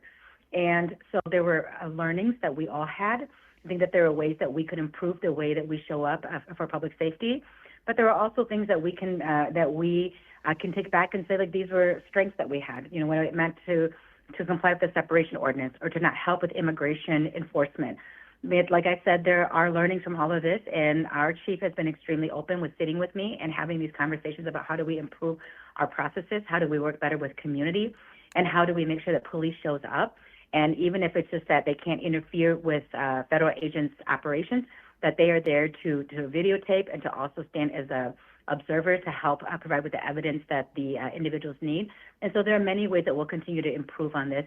And because we know that this may not be the last, because depending on how this administration feels, they could be sending troops back, and we need to be prepared for when that happens. Is it worth taking another look at whether or not a separation ordinance is actually having a positive effect on the community or not? That separation ordinance, it's a very complicated situation. I would love to have a deeper conversation on this, but, because of the way different charters are written and the way ordinances are written, our city council went forward and we've been working on individually looking at different pieces that we can do. So, like, we looked at how to make sure that ICE isn't staging at any of our properties. Yesterday, we passed making sure that federal agents and law enforcement have identifying information on their clothing so that people can identify who they are. We're still working on the mask ordinance. So, we feel like we can keep moving forward, even if we're changing a charter or changing an ordinance that has been in a separation ordinance that has been in effect for over 20 years, that even if something like that is much more difficult to tackle, there are many, many ways in which we can strengthen protections for our residents.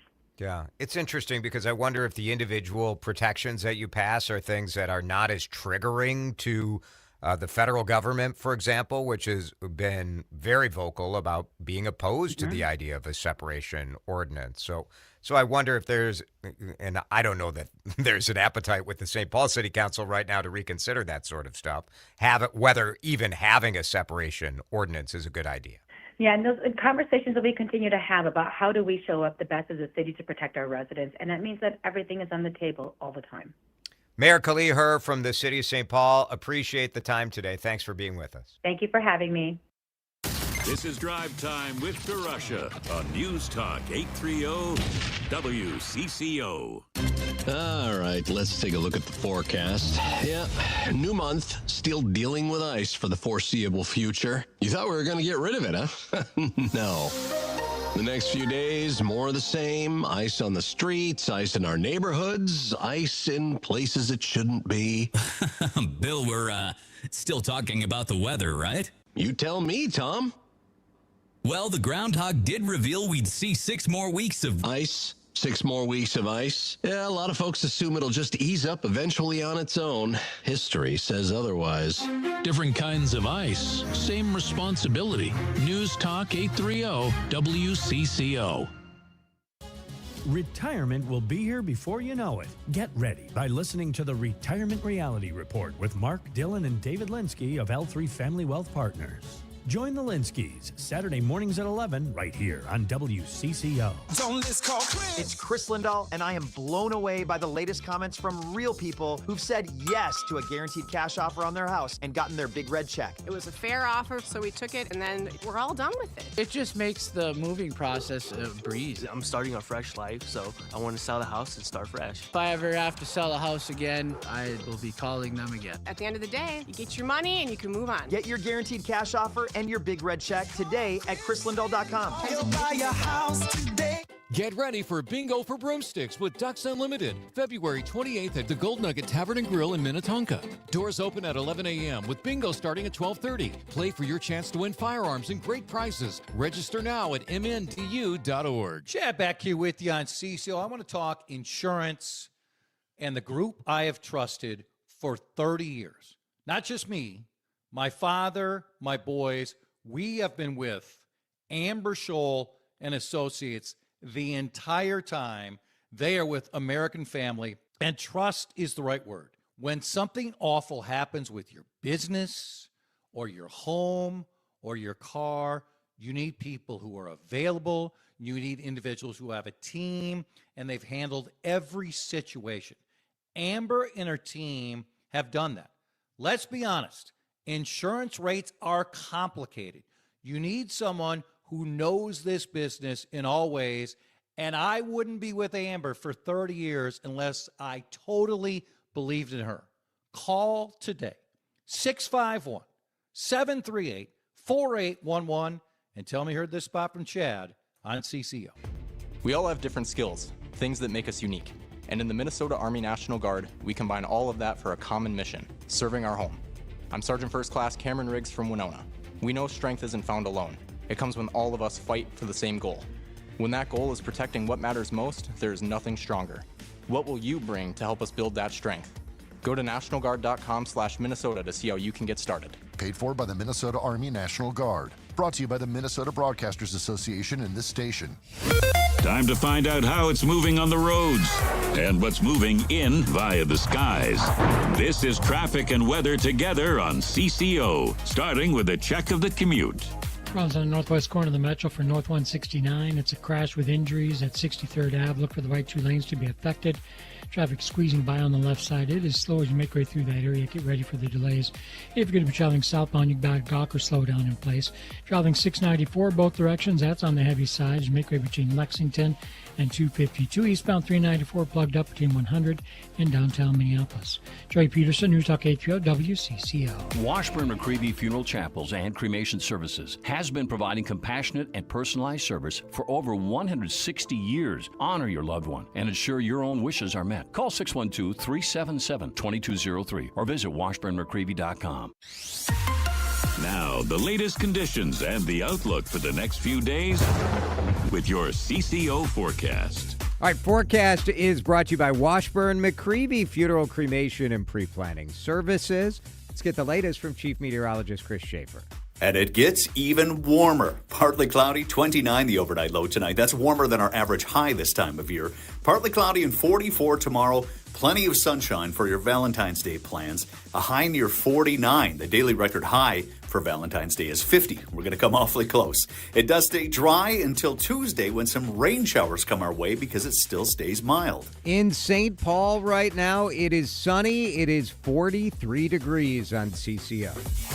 Where curiosity hits the gas. Drive time with DeRusha on News Talk 830 WCCO. DeRusha, he has the eats. Nobody brings you the Twin Cities restaurant scene like your favorite foodie. Now, Jason explores some of the great chefs, owners, and stories right in our own backyard.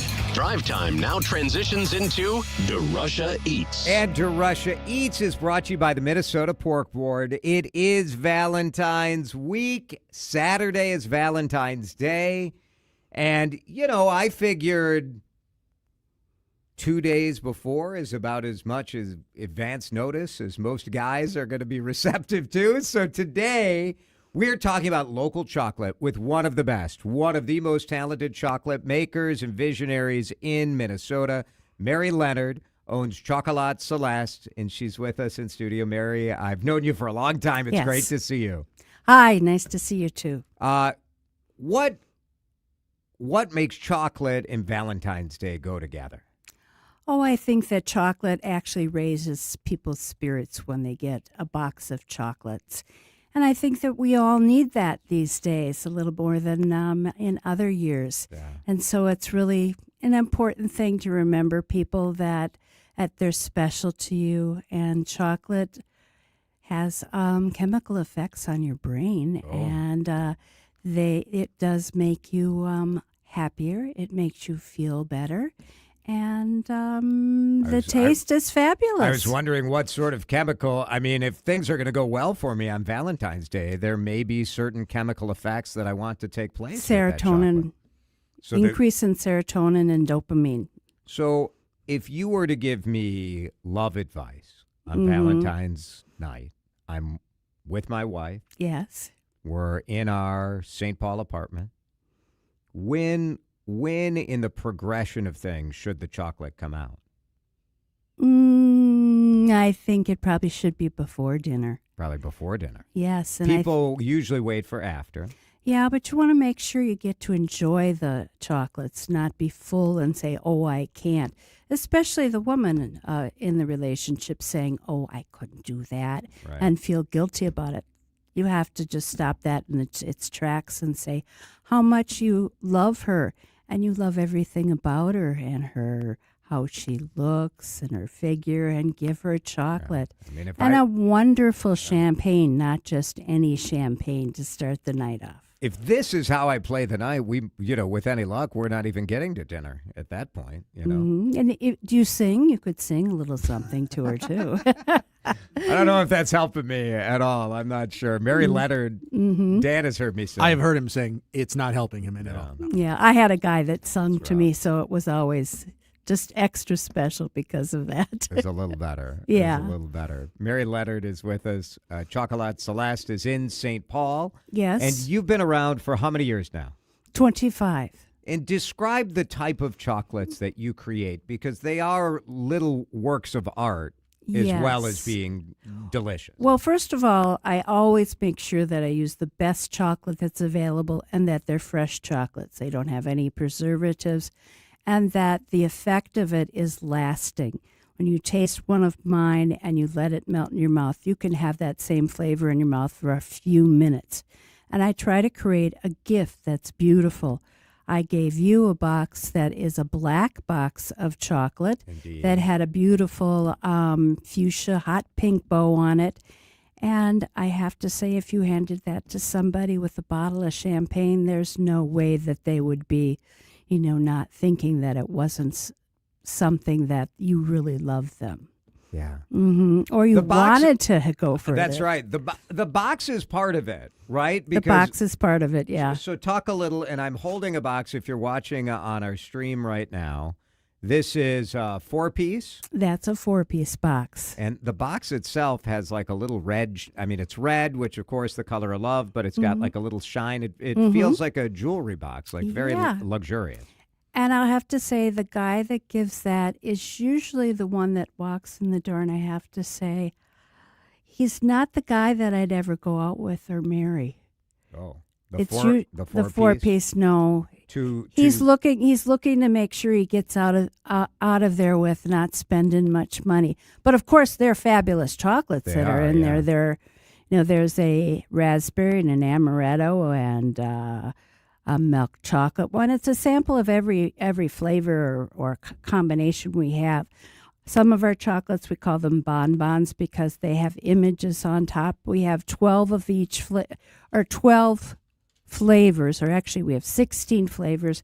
There's 8 are truffles that are round, and 8 have images on them.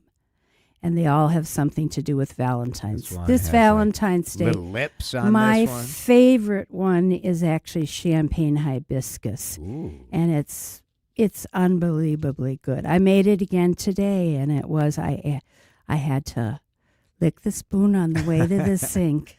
How do you get your inspiration for flavors? Well, this last one was a customer who loves foods that have hibiscus. Huh. And then I had another one that was a lawyer that used to work with me. And I created something called, that is like a Mexican cookie. It had anise and ginger and cinnamon in it. And it's a brochito. And it was... Ooh. That's a flavor that not everybody's familiar with, but it's pretty powerful. Mary Leonard is with us. Chocolat, Celeste. You were not a chocolate maker for your whole life, right? You left a sort of a corporate career. Yes. To go do this, right? Mm-hmm. Well, I had always wanted to own a business. My mother owned a business, and she had a wonderful life, treating herself to all the things that she could with her, I sometimes would call them winnings. The mink coat, the new car every year, etc. So she had a very nice life, and I'm very happy that she did. And I wanted to have a business my own, and the last job I had involved the internet, so I was starting an internet website. I actually got involved in chocolate, right after I got divorced when I was 32. I traveled all the time for work Monday through Friday, and I'd come home, and I didn't have anything to do, so I took flying lessons, and I took chocolate. And chocolate stuck, and I made it for many years until I made it into a business. I did major in college in something called food and business. Huh. Mm-hmm. At the U of M, right? At the U of M, yes. Yeah. And it was bringing a product to market. Huh. Mm-hmm. When you look at chocolate, people are always worried about health. Is chocolate good for me? Is it too fattening? Is it too sugary? What should people know? Well, the mass market is bad for you. It's not really chocolate. You can tell the difference. It's sugar. It's like cocoa flavored. It's sugar, but it's sugar, and it's another fat other than cocoa butter. Yeah. And it's even gotten worse recently because of the increase in price of chocolate. Chocolate, as the cocoa bean, is just like coffee. We've seen an explosion in cost, right? Yes. So that the mass market has gone below the legal level to below 20%. Oh, and really? ours, it's 61 to 70% chocolate. Then the rest is whipping cream and butter. And one chocolate is half of the minimum daily requirements for fat. So everybody needs fat. So I would suggest that you have 1 or 2 or 3 in a day. Yeah. It's not going to hurt you at all. And the other things with high fructose corn syrup, if you're diabetic, they're just not good for you, and they're not enjoyable either.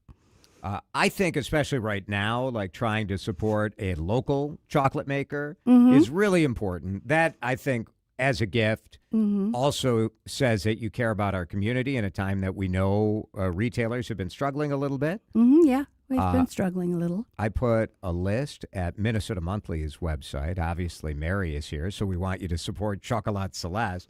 But I put a list at MinnesotaMonthly.com as well with some of the other chocolate makers that we have in our area. There are a lot more of them. It is a tough business, though, isn't it? Yeah, actually, I've seen a lot come and go in my 25 years. And what's the hardest thing about it? I think it's the physical nature of it, and also the fact it's a highly seasonal business, and that you have revenue at Christmas time and Valentine's Day, and not so much until it comes around again. Yeah. Yeah, so that's the hard part. So you have to be creating something new all the time and creating something new that's seasonal to keep people interested. And you do like corporate gifting and things like I that? do a lot of corporate that gifting. Helps, right? I do have a lot of corporate gifts. Yeah. That I do logos on chocolate that are in full color. And I have law firms and financial advisors. And, I have a skincare company right now that's visiting the Mayo Clinic that gets them every 6 months. Oh, wow. Mm-hmm. That's cool. Mm-hmm. Yeah. So all of those things kind of keep the money going for sure. And I was in sales before, so I am always working on telling more people about what I do and how good it is. Are you worried about, and one of our commenters at our YouTube stream is asking about sort of the failing cocoa crops around the world, that climate change is affecting I'm things? not worried about that as much because the brand I use, Valrhona, has their own plantations, and they're not the old plants that are in Africa. They are plantations that they own in South America, Madagascar, and they have really worked on their plants being sustainable. It's so interesting. Mm-hmm. I mean, we think about, you just think you can go to the store or go to your shop and get chocolate, but the reality is, like, this is a farmed product and it's subject to all the commodities things that anybody else is. It's a long trip to market for chocolate. It's not grown in the United States at all. Mary Leonard is with Chocolat, Celeste. Do you visit other chocolate shops in the Twin Cities? Have Occasionally, I have friends. There are two other women that are in the business. One has sold now, but they were always. I would say I would try to enact an annual meeting with them. Oh, interesting. Mm-hmm. Yeah. Yeah, and they were the ones that used the pure things. I generally don't interact with people that have a different kind of product or different philosophy than me. A texter says, here's another pro-chocolate line you could try. Chocolate comes from a bean, therefore it's a vegetable. Yes, it is. It is a vegetable. That is true. No, actually, it's not a vegetable. No. It's a fruit. It is a fruit. That's right. It comes off a tree. It's a fruit. I like it. Well, whatever it takes, and you recommend... I recommend... Go bigger than 4. Go bigger than 4. Go bigger than 4. Go bigger than 4. Mary Leonard, I love your chocolates. I think they're so good. And so go support over Valentine's week, but then the rest of the year it's available. So good to visit with you. Thanks for coming in. Nice to see you again. Chocolat, Chocolat, Celeste. You could Google chocolate, Celeste. It'll find it, too. Yes. Thanks, Mary. You're 4:50, welcome. back in just a minute on Drive Time. This is Drive Time with DeRusha on News Talk 830 WCCO. Now, I also think a nice, juicy, bone-in pork chop would be nice for your Valentine's dinner. It's Jason here. So glad to keep the local love going and support the 3,000 family farmers every corner of this state that make up the Minnesota Pork Board. Now, when I reach out to my friends in Mankato and the Pork Board and say, like, what do you guys want me to talk about? What they say is just talk about how good pork tastes. And, okay, like, that's an easy sell for sure.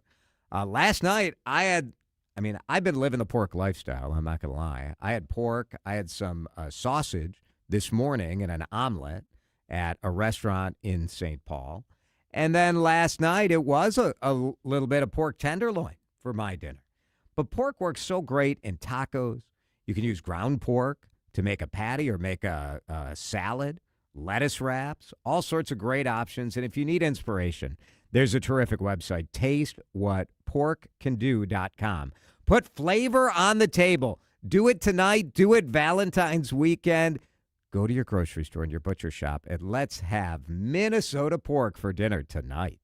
Staples has hot deals and super low prices on everything for your business. And right now, brand your business at Staples with up to 30% off custom labels. Exclusions apply. Shop Staples in-store, online, or in the app. Ends 4/18. Visit staples.com/print for details. I'm Bob Burke, founder and chairman of Burke America Parts Group, a family of brands that includes RepairClinic.com, an appliance and HVAC parts solution company that's grown into an international brand.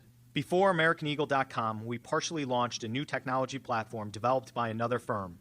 American Eagle helped take our technology to a whole new level with digital marketing, software development, and business insights into our key markets, appliances, HVAC, and outdoor power equipment, and did so both on time and on budget.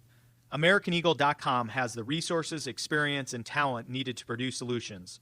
Our new technology platform, developed by AmericanEagle.com, has produced tremendous results with higher traffic, conversion, engagement, and online revenue. If you have any home repairs you need to take care of, check us out at RepairClinic.com. If you need a world-class website or technology project, then I would highly recommend AmericanEagle.com. Call AmericanEagle.com at 773-NETWORK. That's AmericanEagle.com, 773-NETWORK. Time to find out how it's moving on the roads and what's moving in via the skies. This is traffic and weather together on CCO, starting with a check of the commute. Brought to you by James Hardy, 35W northbound, make way toward County Road I. Got an accident working. Most of the cars are off to the right shoulder, but there is one sitting in the right lane. Traffic is jammed up, especially in those right two lanes as you make way toward the scene of the wreck. North 169 near 63rd Ave. Crash cleared out. All lanes opened up. Still some congestion between 63rd and County Road 81. Your home deserves the best. Hardy Fiber Cement Siding is engineered for your climate, designed to stand up to the elements in your region. Learn more about the #1 brand of siding in North America at jameshardy.com. Sherry Peterson, News Talk 830 WCCO. Now, the latest conditions and the outlook for the next few days with your CCO forecast. All right, the forecast is going to be warm. It's just going to keep being warm. Tonight, 29. Tomorrow, 44. Saturday, almost 50. It's going to be mild and dry until Tuesday. Our average high is 27, by the way. Right now in downtown Minneapolis, we are looking at 43 degrees on CCO. You're listening to Drive Time with DeRusha. Another texter, Jason, quit being such an ass. I will not. I will not.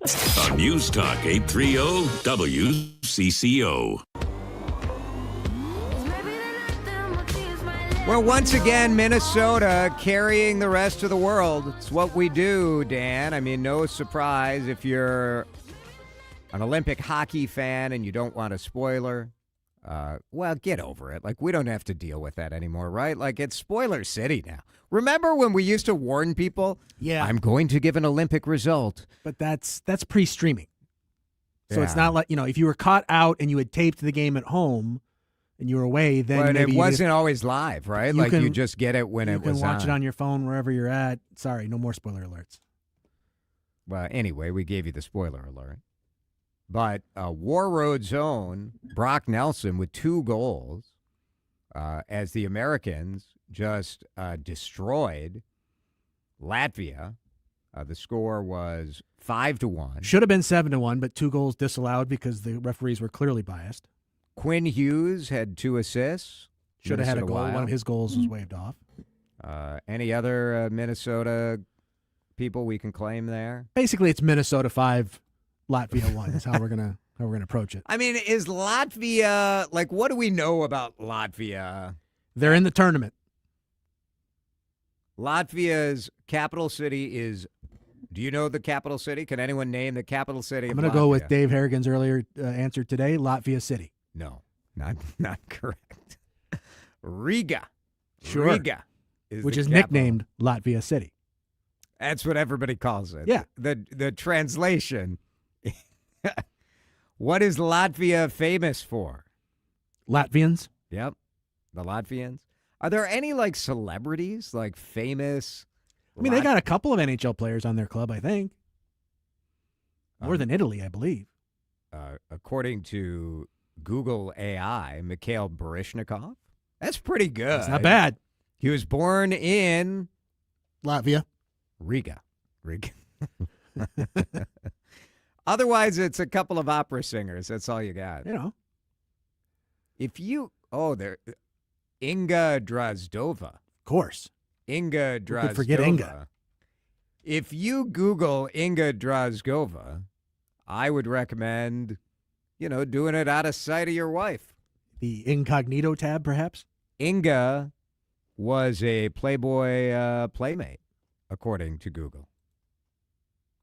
According to Google. According to IMDb. You wouldn't know these things. I don't know. What do I know? When you look up this gal on IMDb, it says, gorgeous, buxom, and voluptuous blonde knockout, Okay. Inga Drozdova. Wow. Right? I mean, there's a lot happening there for Ms. Drozdova. I mean, good for her. There she is. Apparently the StreamYard booted you right out. The internet, the corporate. No, sir, Mr. DeRusha. Yeah. You keep that filth off your computer. I was trying to show you Ms. Drozdova. I do think there's something about I don't this chocolate talk. So the USA beat Latvia 5-1 today in Olympic hockey. How did I turn I don't know. I'm an trying to get you out of it, though. hockey segment into Inga Drozdova? I'm going to do some more Googling, maybe on my personal phone. We'll have CBS News at the latest coming up. Hey, Twins fans, it's time for spring training at Fort Myers. Cheer on your favorite team at Hammond Stadium within the Lee Health Sports Complex.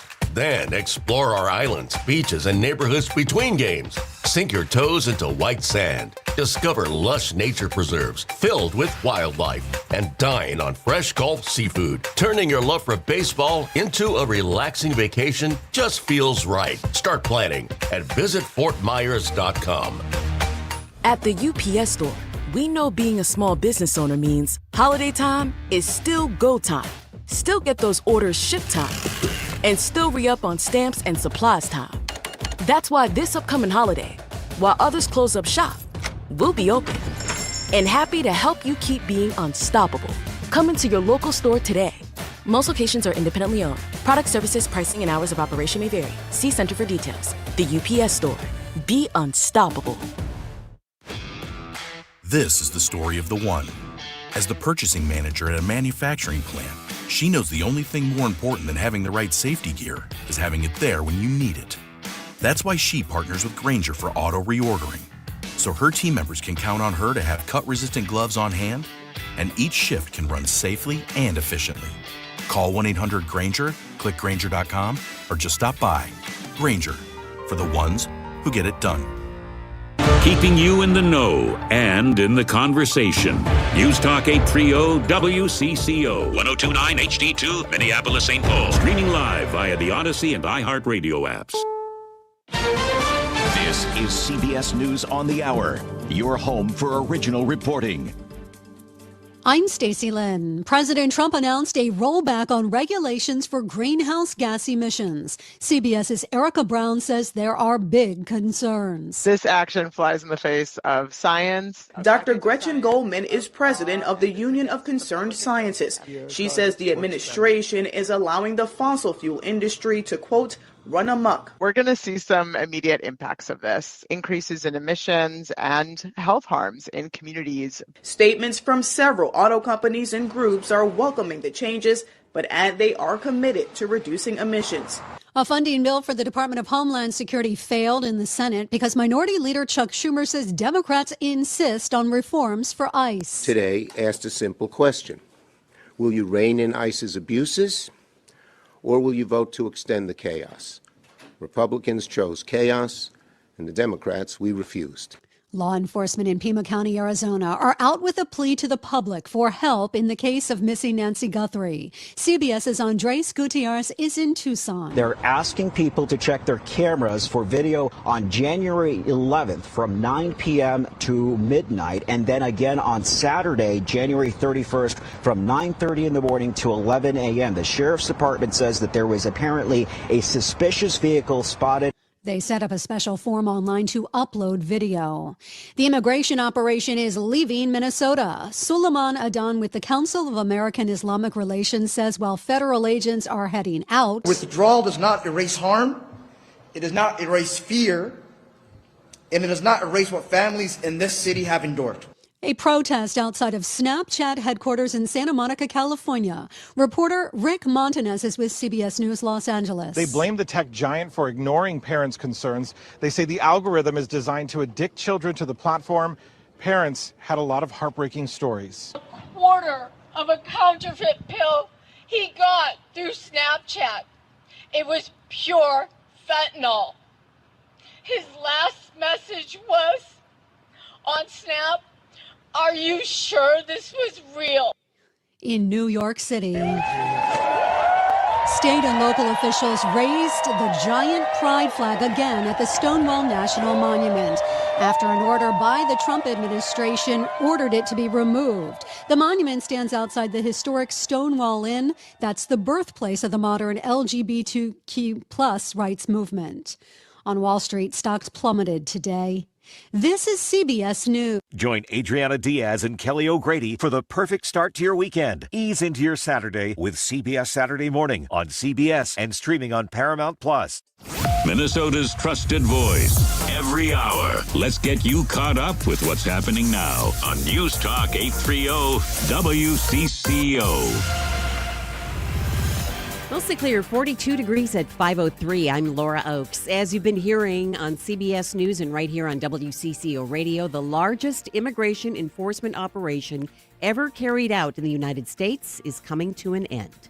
I have proposed, and President Trump has concurred, that this surge operation conclude. White House border czar Tom Homan says a significant drawdown of federal agents has already started and will continue. He credits cooperation from state and local officials as well as a decline in what he calls agitators crossing the line. Operation Metro Surge is ending, and in the next week we're going to deploy the officers here in detail back to their home stations or other areas of the country that are needed. Homan says a small footprint of personnel will remain during the transition period and that he will remain on the ground as that happens. Federal agents have made more than 4,000 arrests in Minnesota since the surge began in early December. Mark Fry, News Talk 830 WCCO. And now, state and local leaders are focusing on recovery. Minneapolis Mayor Jacob Fry telling WCCO's Chad Hartman that the surge has caused businesses to lose between $10 and $20 million a week, adding that the community support for them and everyone else impacted has been unwavering. The good news is it's not just a city and our residents that are that incredibly strong backbone of support. I believe you're going to have a whole country that is rallying around this extraordinary resilience here in Minneapolis and the great comeback that we're going to see in the coming months. Fry also expressing his appreciation of Minneapolis police officers who he says work tirelessly, not only doing their normal jobs, but also having to deal with the chaos and fallout caused by an agency that was not equipped, not well trained, and didn't understand constitutional law. Some who work with local immigrants are skeptical the surge is ending. I don't trust anything the administration says at this point because they've proven themselves to be unreliable and fabricators of facts. Immigration attorney Carrie Peltier says just today 2 of her clients were taken by ICE. Local clergy turning out at an MSP airport hangar today where many immigrants have been taken to be flown out of the state over the past several weeks. They've been the face of each protest. Now local clergy and faith leaders are hopeful the siege on Minneapolis is actually over. Minister Janae Bates Amari. We certainly say go in peace, ICE. We're grateful that you're leaving, but we also say do not go and terrorize our neighbors. Jonathan Zilski, who worships at Christ Lutheran Church on Capitol Hill, says the healing process will be lengthy. It's like a silent tornado in some ways that's hit our city and or some other major disaster. And we know in Florida or other places it takes years, if not decades, to heal from such a travesty. At MSP, Ari Bergeron, News Talk 830 WCCO. And confirmation today that after a 2-year stint at Bachman's in South Minneapolis, the Uptown Art Fair is officially returning to its namesake neighborhood. The official date's August 7th through the 9th this year. Thank goodness. Yeah. They're not exactly sure where. It's not a given that it's going to be back on Lake Street. Well, remember the nonsense where they said they couldn't do it on Lake Street because the bike lane and all the construction and whatever. Yeah. But I think it's a big effort. It takes a lot of law enforcement, right? But we need it. We do need this. Yes. We need, but also like Bachman's, heroic of them to offer their property and do something. Do something for sure. Very grateful because otherwise the thing could have gone away. Exactly. But it belongs in Uptown. You bet. It's 5:07 on WCCO. Time to find out how it's moving on the roads and what's moving in via the skies. This is traffic and weather together on CCO, starting with a check of the commute. Rush still working, 35W northbound near County Road I. The activity all off to the right shoulder. All lanes are opened up, but it is just jammed up as you come up from County Road 96. West 694, watching slowdowns there from Highway 10 over to 252. North 169, got your slowdowns there, 63rd Ave, up to Highway 610. Jerry Peterson, News Talk 830 WCCO. Now, the latest conditions and the outlook for the next few days with your CCO forecast. And with that, here's WCCO TV Chief Meteorologist Chris Schaefer. You know it's getting warmer when our overnight low tonight is warmer than our average high. Partly cloudy, dropping back to 29. Taking a swing at the mid-40s tomorrow, 44 with a partly cloudy sky. Plenty of sunshine for Valentine's Day and a high near 50. It does stay mild and it stays quite dry. I don't see any precipitation till maybe some rain next Tuesday, followed by some snow on Wednesday. Mostly clear right now, 42 at News Talk 830 WCCO. This is your brain. This is your brain on News Talk 830 WCCO.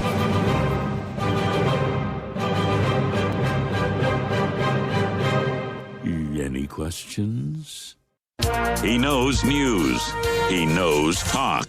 He knows nonsense, too. So get ready for a lot of each. This is Drive Time with DeRusha. Once again, here's Jason DeRusha.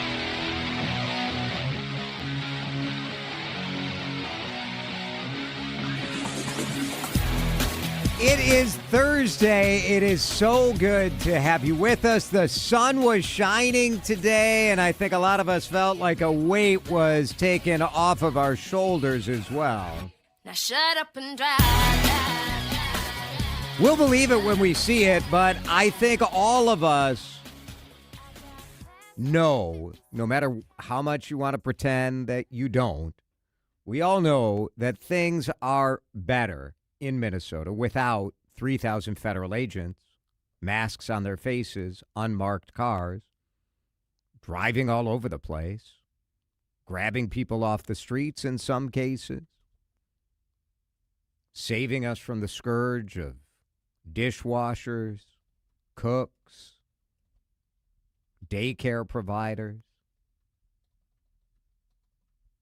Today is a day with some positivity and optimism. Yes, it's not done.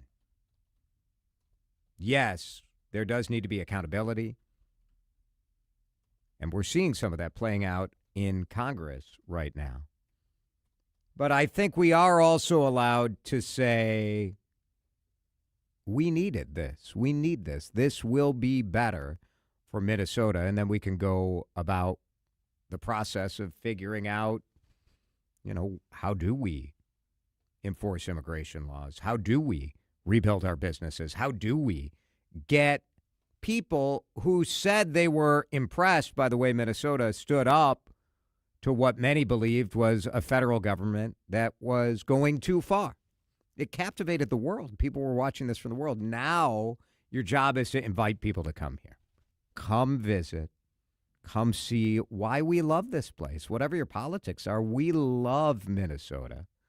And so we need to invite the world to come here and support us. Let's get you up to date on all of the news that we're keeping an eye on. We do this every day In our 5 o'clock hour, we call it the DeRush Hour.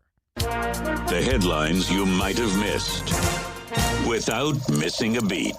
This is your fast pass through the biggest and most impactful stories of the day.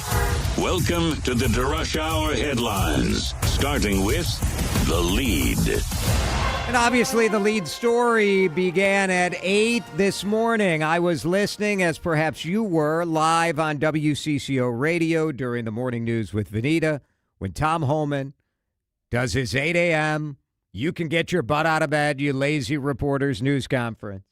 I do like the 8 a.m. news conference. I really do.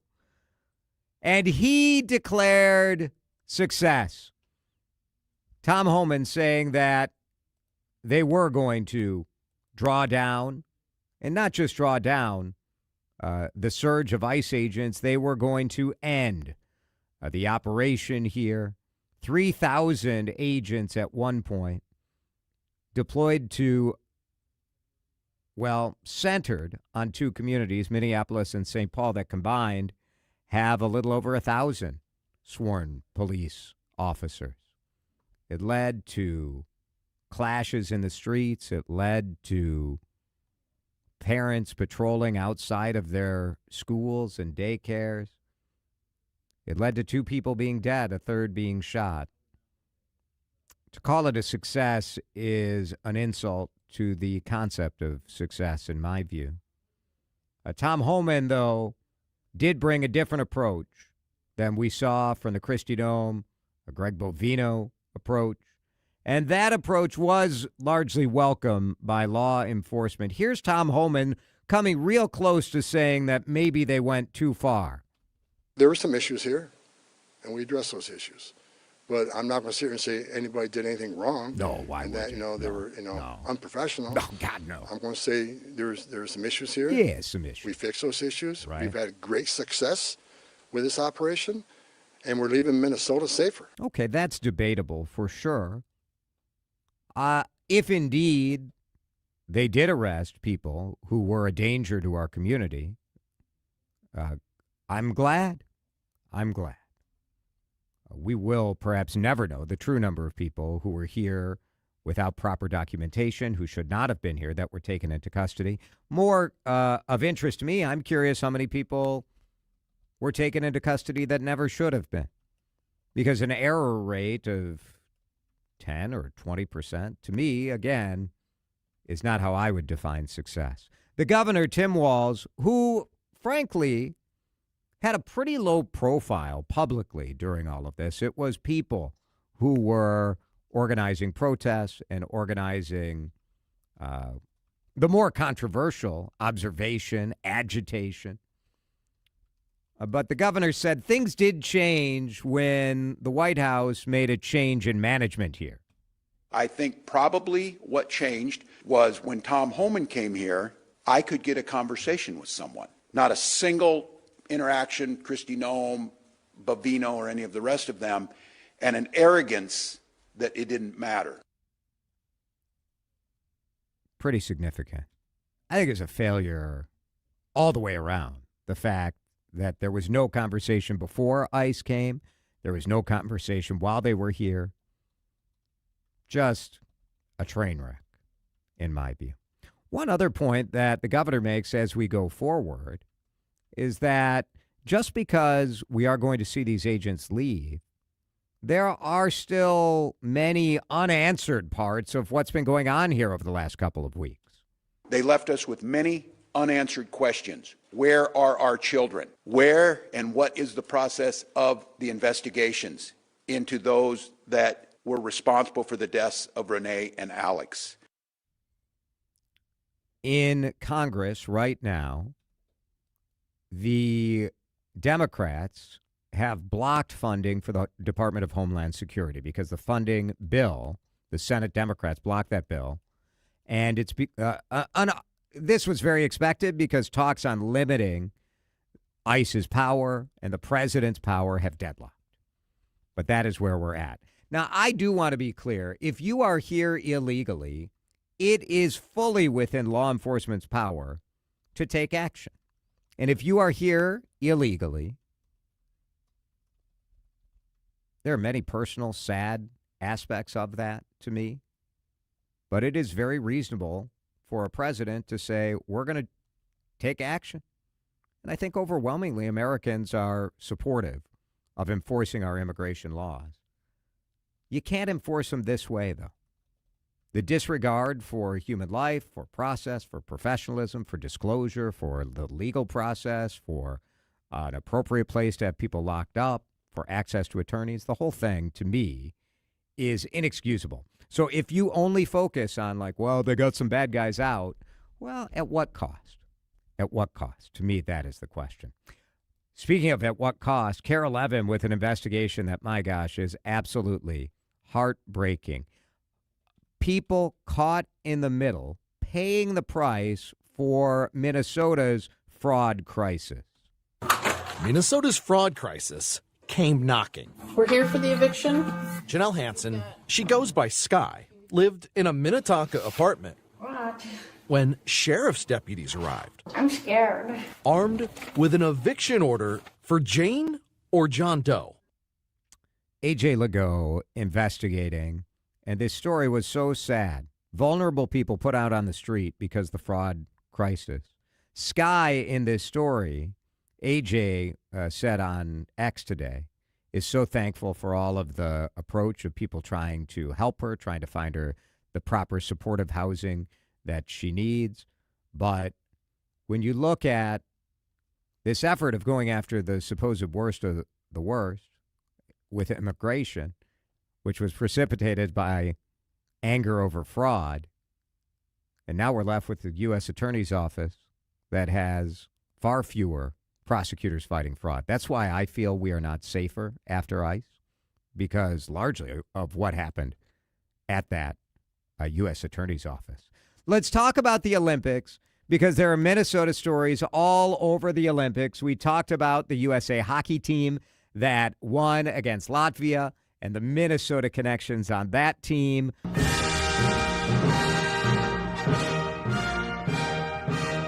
How about Jessie Diggins? What a story. Her fourth career Olympic medal in the women's 10-kilometer freestyle race at the Olympics. Skiing with bruised ribs from an earlier fall that made it difficult to breathe. Diggins essentially collapsed as she crossed the finish line. Just an amazing, amazing moment. For sure will be replayed tonight. But the Star Tribune had a story from a doctor talking about why bruised ribs are so painful, because that soft tissue damage presses against your rib cage. And so those bruises, just every time you breathe, it hurts. In skiing is just nonstop breathing. So pretty amazing stuff. Jessie Diggins, one of the all-time greats. And as far as a Minnesotan, you think like she goes down as an all-timer for sure. Let's break. In just a minute, we're going to return to this issue of the ICE drawdown and talk to our political analyst, Blois Olson. There's been a lot of discussion about whether or not the state or the Fed should bail out businesses that dealt with massive financial losses. Is there even a shot for that to happen? We'll talk to Blois next. You're listening to Drive Time with DeRusha on News Talk 830 WCCO. Do you want to put your house on the open market right now and just see what happens? No? Maybe no? It's Jason. Nobody wants to do that. Chris Lindahl wants you to find a better path. And that's where the guaranteed cash offer comes into play. You know Chris Lindahl. You see him on the billboards. The arms are out. Maybe you've seen him in new YouTube and TV ads where Chris is driving around the Twin Cities, dropping off big red checks. Because, look, who wouldn't want a big red check? The big red check is a symbol of the fact that you didn't have to deal with the stress. You didn't have to deal with sort of the letdown of somebody making an offer and then backing out. You didn't have to deal with paying agent commissions. You didn't have to deal with fixing up your house or anything. Offload the stress.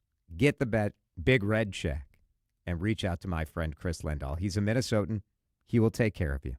Maybe the open market makes sense for you, but more and more people, even people who aren't in any sort of emergency to get cash quickly, they're saying, I don't want to deal with it. Let Chris handle it. Go to chrislindahl.com. Get the free Smart Seller Guide today, and if you say yes to that guaranteed cash offer, start packing for that big red check.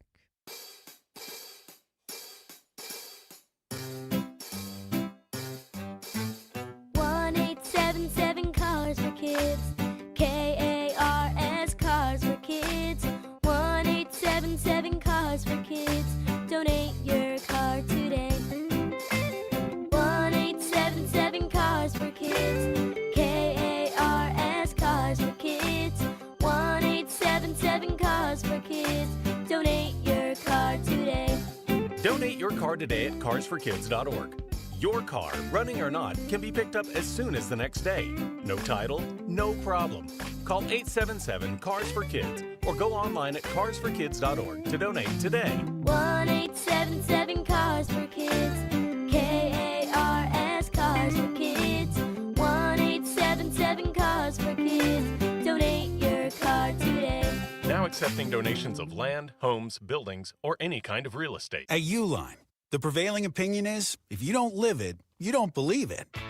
The people at Uline believe in hard work, and they live it by being there 24/7 to answer your call, having 41,000 items in stock, and offering same-day shipping from 12 locations across North America. Business owners, sellers, buyers, shippers, and packers believe it. Uline is the hard-working, dependable source for your shipping and industrial supplies. Visit uline.com. I was ordering food from our usual place for the big meeting. My VP said, please, God, no. For workplaces suffering with corporate catering deficiency, every day's a struggle. The food was always meh and over budget. Before Easy Cater, I thought that was normal. Easy Cater is designed to treat CCD with a huge variety of restaurants, help meet dietary needs, and stay on budget. Use daily. One platform lets you save time and thrive. Ask your web browser about Easy Cater or start an order at easycater.com. The ride home deserves better conversation. Drive Time with DeRusha on News Talk 830 WCCO.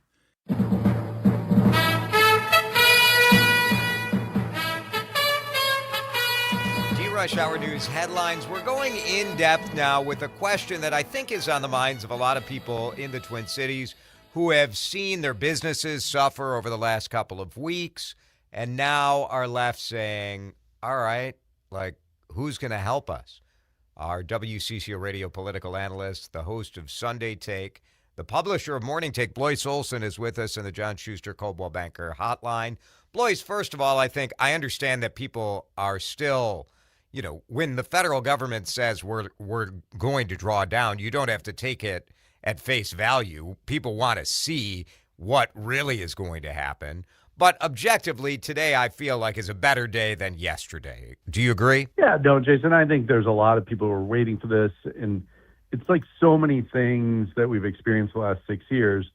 Until you feel it, you're not going to believe it, even if you've heard it. And I think that's what, you heard it today. And now in the coming days and weeks, hopefully people feel a difference. And then they're going to believe there is a difference. And I think that's critical. Part of what has to happen going forward, in my view, is that we do need to figure out, okay, is this all going to be on the people to go shop a little more, visit our local retailers a little more, go out to restaurants or book stays at hotel, or will there be some relief? Well, maybe not and will there be some relief from the government? Realistically, let's start with the state, because there's some discussion at the state level about creating a fund. Does Minnesota have any money to help out businesses this time? Not any big money or realistic money. And let's remember, during COVID, all the significant funds came from the federal government. The state and the governor are going to propose some sort of relief package. $10 million is what was out there today. just to put it in perspective, that's like 1 week or 1 day of lost sales in all of Minneapolis hotels and restaurants. So, no, I mean, the state can't fill in the gap. I think there are other things that the legislature can consider, like a sales tax holiday, some policy changes that would create more of a gap. You have talked exhaustively. I am aware, we represent Hospitality Minnesota here at Fluence Advisory, of how challenging the competitive marketplace for restaurants has become in Minnesota. And that's not a like we're whining statement from restaurants. That's the policy implementations, the new regulations, the higher wages, the healthcare, the paid family medical leave just starts to pile on. Then you add food costs and labor costs, and then the margins just got squeezed. And so I think the other thing that will get out there is just this idea, like, how do you ease the squeeze a little on all those other factors for restaurants and hotels? And then I think the big picture, which I think business leaders are going to start to convene about next week, is how do we externalize the reputation refresh of the region?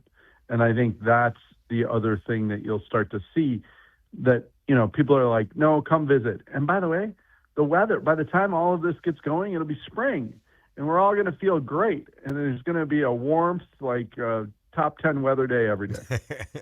That will help. That will help for sure. And you hope, as we talk with Blois Olson, that there is a way that some of the good vibes that there are around the country. Now, granted, none of this is universal. So stop texting me saying, like, everyone thinks it's a hellscape. Like, there are a lot of good vibes about the way that Minneapolis and Minnesota responded here. You got to convert that to action. Good vibes don't help the business. The other political side I wanted to ask you about is this idea that there should be federal government money to compensate business for the chaos that was largely created because of the federal government. That's a non-starter, isn't it? There's no way that that's happening. I wouldn't say there's no chance, but I think it's a tough ask of the federal government. However, we've seen the way Congress behaves and acts. They want to pass a Homeland Security bill. If they have to say, here's a couple $2 billion for Minnesota recovery to get this passed, it could happen. The problem, I think, is just the challenges are you can't put a price tag on them. And so it will help. I also think, like, there's who should be in charge of these funds? How are you going to make sure that they get spread out right? Remember all those lessons we learned in COVID. We don't want to reinvent the wheel here. And then I would just say this, and this is where I think the governor's in a little bit of a tough spot. He's in the middle. I wrote about this morning. Jacob Fry's in the middle. The activist community, the loudest, noisiest voices, are still not happy. They're not going to be happy, and they're going to want that aid for something like rent appeasement or eviction moratorium rather than to go to business. So it creates a whole new political tug of war. Blois Olson with us. It is tricky, that idea of where the money should go, who should get the help. Is it the worker who has had their hours cut or isn't getting It's tough. This is why I feel like it's up to us. It's up to us to take care of our businesses. And yes, it would be nice if there's some governmental help, but I mostly think we have to take care of it as a populace. There's a release coming out shortly about this weekend and in the next couple of weeks is, love wins. You don't have to celebrate Valentine's Day on Valentine's Day. You can celebrate it tonight. You can celebrate it tomorrow night. You can celebrate it Sunday and go to a local restaurant, make a reservation, and just know that, like, they might be booked up on Saturday, but Sunday night would be a great time to have dinner too. And I think that is right. It's on us. It's on us to make sure folks are there. But by the way, there will be a lag before people are back to work. That fear factor is real, and be patient if the kitchen's a little slow because maybe they're still down a couple workers. Yeah, it's a good point. Yep, the drawdown doesn't mean it's happening immediately, and people who are afraid aren't suddenly going to be dancing in the streets. Blois Olson, correct. Very good insight. Thank you. Thank you, sir. You're listening to Drive Time with DeRusha. Video streaming live on YouTube and always on your radio at News Talk 830 WCCO.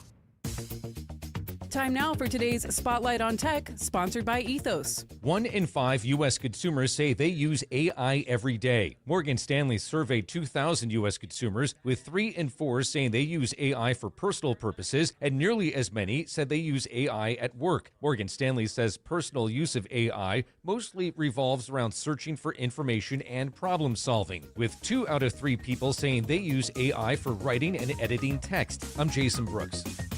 My name is Whitney Allen, and I'm a widow. My husband, Ryan, died. We never thought we'd ever have to use life insurance, but the unexpected happened. With Ethos, signing up was fast and 100% online. You can get a quote in seconds, apply in minutes, and get same-day coverage. No medical exams, and you can get up to $3 million worth of coverage. I'm grateful we were prepared. Get your free quote at ethos.com/radio. That's ethos.com/radio. Paid spokesperson. Time spent on application may vary. Online health questions required.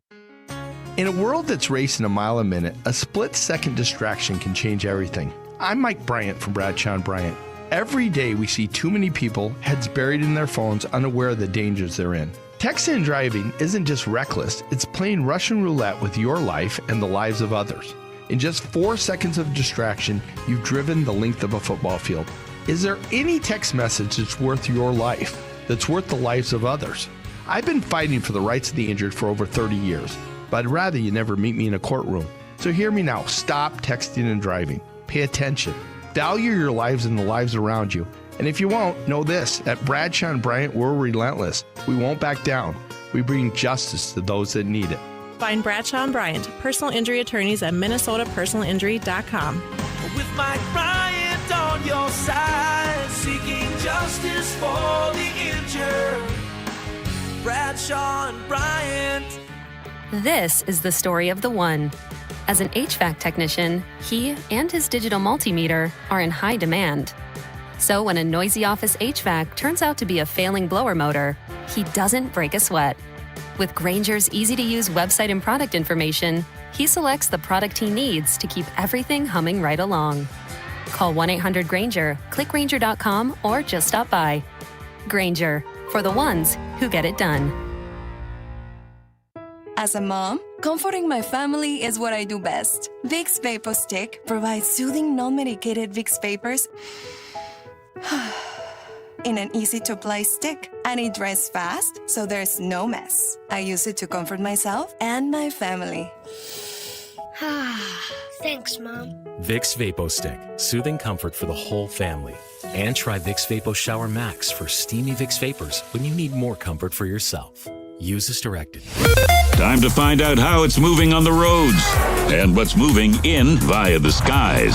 This is traffic and weather together on CCO, starting with a check of the commute. Brought to you by Amber Scholl of Scholl & Associates, American Family Insurance. 35W northbound County Road I crash is cleared out of the way. Minor congestion right now as you make way past Highway 10. 694 is jammed up both directions between Highway 100 and Central Avenue. 94 westbound, seeing some slowings, make way between Snelling, heading out toward Highway 280. Jerry Peterson, News Talk 830 WCCO. Now, the latest conditions and the outlook for the next few days with your CCO forecast. Let's do it. Let's do the CCO forecast from our friend, Chief Meteorologist Chris Schaefer. And it gets even warmer. Partly cloudy, 29 the overnight low tonight. That's warmer than our average high this time of year. Partly cloudy and 44 tomorrow. Plenty of sunshine for your Valentine's Day plans. A high near 49. The daily record high for Valentine's Day is 50. We're going to come awfully close. It does stay dry until Tuesday when some rain showers come our way because it still stays mild. 49 is crazy on Valentine's Day. Right now, it's still 40 degrees on CCO. Jason DeRusha. You are worth the price of admission every single day because I have no bleeping idea what you are capable of saying. On News Talk 830 WCCO.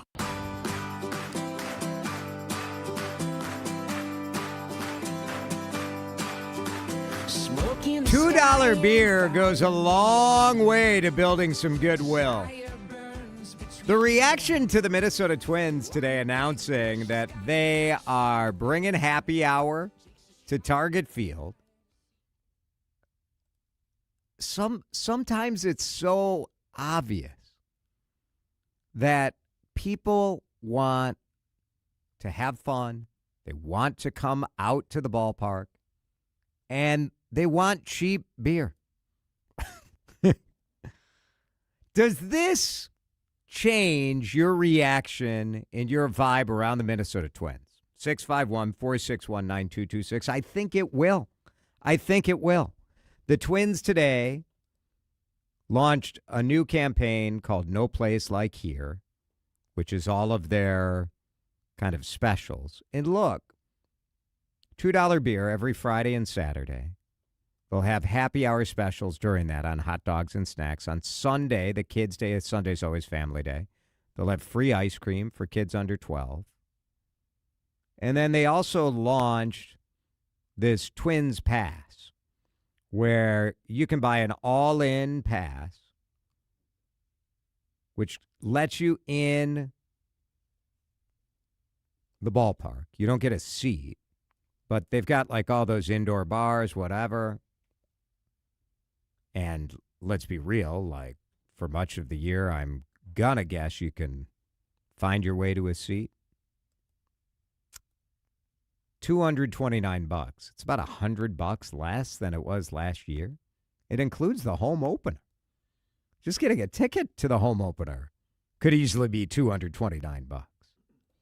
I do. Well, where you usually sit, maybe it's that. Well, it's more than that. My seats, please. Come on. Not sitting. I mean, last night I went to the Timberwolves game. I had to sit with the people. Oh, And your by courage is an example for us all. By the people, I was in the fourth row. This is, I mean, I think it's brilliant. Well, I mean, it's what they need to do, right? Tom Homan has said we need to rebuild trust. We need to rebuild the relationship with the fans. Yeah. We need to make this about their experience at the ballpark. And yeah, there's going to be all kinds of cynical folks out there. They're going to be screaming about the payroll and they're going to be screaming about the results on the field. And look, winning matters. There's no two ways about that. The vibe in that building when the team's playing well is phenomenal. It's so much fun to be there and be part of that. And when they're not playing well, it's still not a bad place to go hang out, but it's not the same. And they've clearly suffered in ticket sales the last couple of years, since 2023, really. And they're trying to do something about it. And it can't just be the product on the field, though it does need to be the product on the field as part of it. For sure. No question about that. Nobody's denying that. But in addition to that, this is what they're coming out with and saying, no, we need to re-energize, re-engage, give fans a reason to show up. And I tell you what, if you're under the age of 12 and you hear the words free ice cream, you're going to want to go to the ballpark. I think that's right. Mom and Dad are going to get badgered until we go to the ballpark. Now, I mean, the headline on Bring Me the News, with little to celebrate, Twins hope to lure fans in with cheap beer, which, like, frankly, is fair. I get it. It's fair. They got to prove it on the field before. You got to prove it. Before we're going to, just say, hey, everything's hunky-dory. There has been success in other teams that stink and get people to show up, right? I think like what they've done with the Colorado Rockies. Yeah, Colorado was the first thing I thought of, yeah. It's sort of the template, right, of having a team that's Now, I don't know where their payroll is compared to the Twins' payroll. I think it's less. Our payroll, like when you look at, and, payroll is not everything, but it is something. And when you're spending $105 million, that's sort of where the Twins are at right now. Twins are at now. Maybe they'll spend more, but it is the lowest payroll since 2014. That's not great, but what the heck? And the average payroll in that amount of time has gone up multiple factors. That's right. Right. So it's even more exaggerated than that. The payroll Twins, doesn't define whether you win or lose in baseball. Right. But what it does do is give you a whole lot of cushion to make some bad calls. The Twins need everything to go their way this year on the field in order to be as successful as Tom Homan has declared that he wants this club to be. There's a lot of things that have to fall your way in order to make that happen, and they don't have much margin for error because they've chosen not to spend payroll-wise. That's right. Yeah. I mean, they could still win. Absolutely they can. But Dan Hayes was on with Chad today and said, like, basically you need every young player to perform to their max potential. Yep. And then you're in it. But, like, the odds of that lining up, avoiding injury, all of those things are so on the business side, you can only control what you can control. The Twins today, if they decided we're going to up our payroll to $170 million, would be flushing a lot of money down the drain on sort of bad picks, right? So it's too late to really do anything about. You can make some moves around the edges. Around the edges, especially in the bullpen, is where they're going to, and I bet make they some ads there. will see, right? But we'll see. I would suspect they're going to have to do some stuff. But some of those moves too can be, you've got a large amount of starting pitching that's capable of pitching at the big league That's level. right. And we've seen teams have a lot of success shifting starting pitchers and putting them into the bullpen, even on a short-term basis. Some of that filling is probably going to happen that way too. A winning team would make me more enthused than cheap beer, says a 651er. No doubt. No question. No doubt. Yep. But if I'm running the Twins right now, I'm hedging my bets and assuming that I guess I'm hoping to sneak into the payroll or into the playoffs. But I'm expecting I want to compete, but it's probably not going to be a great year. So even if you assume that it is going to be a great year, look, the Twins have had great years where the fans didn't come out. Right. So you have to figure out, how am I going to get people down there? And I'll tell you, a texter says, $2 beers will have me at a Twins game so I can forget how bad they are. I mean, it doesn't hurt. Doesn't hurt. I do think the number one rip when you ask people about going to professional sports is the cost of concession. Yep. When people complain about the cost of tickets, I would say you're full of it, because tickets to get in to everything except Vikings football, you can get a ticket to get in the door for less, comparable to the cost of a movie. I mean, Twins, most of all. Twins, the cheapest Twins ticket is usually, on the resale market, you can find $10 or $15 seats. Easily. And even some, if you can invest in some of the plans up front, you're saving a ton of money. Oh, yeah. Yeah. That all season, if I lived in downtown Minneapolis, 10 out of 10, I would buy that all-in pass. For sure. It'd be the most fun, place to hang out, right? And just that's go just take it. a walk. I'm That's going to go just walk it. the ballpark. There's and so pop many in. parts of that ballpark you can go and hang out in on a gorgeous summer day and not really even have to watch the ball game. Yeah. I think it's fun. I think it's smart. So we'll be down. We'll ask him about it next week. We're trying to get Joe Polad next week. Or Polad. Tom. Joe's done. Maybe Joe wants to come on. Maybe. Whenever Joe wants to come on, the He microphone's is open. invited on the show, absolutely. But we're Tom. trying to get Tom on. We'll also be trying to talk to the Twins GM Jeremy Zoll and see, what additions around those margins can be made still at this point. So, $2 beer will get me in, says a texter. Might depend on the kind of beer. Might depend on the kind of beer. $2. I'm going to assume it's going to be like your Mick Golden or whatever their beer partner is. I don't know. Is it 3-2 beer or real beer? I think it's real. I'm pretty sure it's real beer, yeah. Eric at Shoreview says $2 beer is like communist Russia. You want the masses to feel better, you release more vodka. Eric. That's a little harsh, It's the communist bit, but I get it. I get it. It's okay to be skeptical and cynical about this. I think that's part of the deal, but it's also okay to have fun. And going to the ball game is fun. Well, look, and being downtown is fun. Again, we remind folks what Tom Polad said. He said the guy that's now the front-facing owner of the ball club that's right. said we made mistakes and we lost the trust of our fans. They acknowledged it, flat out acknowledged it. Yeah. The guy's calling 50 different former season ticket holders, trying to convince them to come back or at least hear why they didn't renew their season tickets. Now, again, you can be cynical and you can be skeptical, and there's plenty of that has been earned. And the club is clearly trying to do some things on the business side to win folks back, and that's not a bad thing. Can you be addicted to social media The boss of Instagram says no. And I think he's right. We'll talk about that when we come back. This is Drive Time with DeRusha on News Talk 830 WCCO. It's Jason, and I am so excited to talk to you about Livia and the spring. And as the weather changes, you get this vibe that, winter makes everything a little bit heavier, right? We're wearing those heavy coats. We're putting that winter coat on of the comfort food we're eating, maybe moving around less. But we know that spring changes everything. And for you, if losing weight has felt a little harder than it should, this is your moment. It's Jason DeRusha here for Livia, because for over 15 years, Livia has helped thousands lose weight. And the way they do it is so special. It's way more than a prescription. Although GLP-1 options are right there for you. They have physician-led care, and they have personalized nutrition and hormone support. All of this working together under one plan. It is very unique. And for me, it was life-changing. I lost 45 pounds thanks to the team at Livia.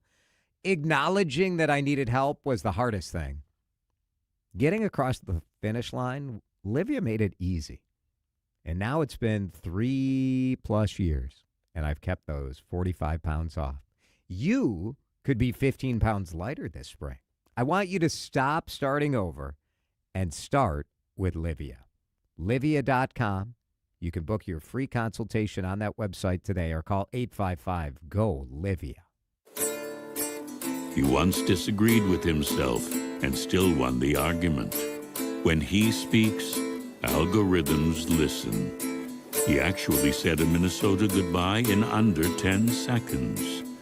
His voice alone once made a Republican and a Democrat agree about climate change. He is the most interesting man in Minnesota. I don't always call CCO to voice my opinion, though when I do, I prefer the voice message feature on the Odyssey app. You betcha. Stay connected, my friends. Jordana here for my friends at Mini Leaf. Hear what they're saying about this brand I love. Tell me about your experience with the night gummies. I started using them. I think this is my third order. I heard Jordana on WCCO radio talking about it, and I thought, well, if she's doing it, trying to get off the Ambien, and I started with the pineapple gummies for sleep. That's what I take them for, is sleep. And I've been very pleased with the product. I started with the full gummy. Now I only take half, and that helps me sleep. So I'm very happy with the product, and I'm 70 years old, so. And those Sleep Night gummies will help her sleep painlessly through the night. Those Sleep Night gummies are a real charm. Check out Mini Leaf's products at MINNELEAF.com. Check out that Triple Diamond Pain Cream, those Sleep Night gummies, or their other great products. I use them. There's so many CCOers that absolutely love them. You will too. Mini Leaf means quality. Taste happy at minileaf.com. The home of Minnesota's best legal products. Wesley Financial Group is not a law firm, and Chuck McDowell definitely not an attorney. This is Chuck. If someone talked you into buying something really silly and you want to get out of that silly little thing, my advice, get the facts. Call me and I'll send you our timeshare exit kit absolutely free. Inside, you'll learn how timeshare works and all your options for cancellation. Call Wesley now for your free exit information kit. 800-948-7878. That's 800-948-7878. Can I take your coat? Oh, you noticed. Yeah, I found it on eBay from a seller in Vegas. Pre-loved and perfect. She listed it and jackpot. Italian leather, classic trench silhouette. And did you see the braided buckle? Hang on to your claim ticket. Oh, I'll hang on to this forever. Have you been on eBay? There's so many finds. And I bet that diving watch would sell fast. Just saying. Find what you love, sell what you don't. eBay. Things people love. Welcome to Radio Rental. The scariest stories you've ever heard in your life.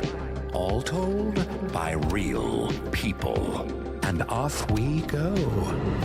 This wasn't a human being that I saw. There's something here in this house, something not of this world. There was a woman moving through the hall. I stepped back and I was completely alone. Radio Rental is available now. Listen for free on Apple Podcasts, Spotify, or wherever you get your podcasts. Flint Hills Resources Pine Bend Refinery in Rosemont produces important transportation fuels used throughout the Midwest, but they're also active in the community. They support many programs and organizations that make Minnesota better. Go to FHR.com. Time to find out how it's moving on the roads and what's moving in via the skies. This is traffic and weather together on CCO, starting with a check of the commute. Brought to you by Flint Hills Resources. Finding some slowdowns yet. Traveling eastbound 394 Worth Parkway into downtown Minneapolis. 94 slows through Minneapolis as well, both directions between Highway 55 and Cedar Avenue. 35E northbound got some congestion there. Victoria Street into downtown St. Paul. Terry Peterson, News Talk 830 WCCO. Now, the latest conditions and the outlook for the next few days with your CCO forecast.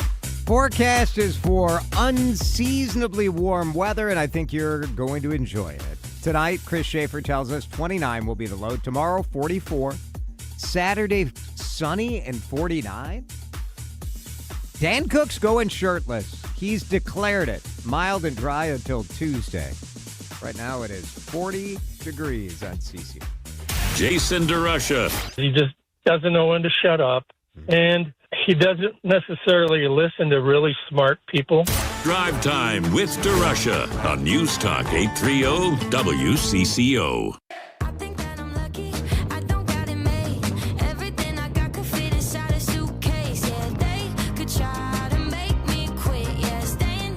I don't think social media is addictive. And I say this as somebody who is sort of colloquially addicted to social media. Do you guys think it is clinically addictive? Is Instagram, X, Snapchat clinically addictive?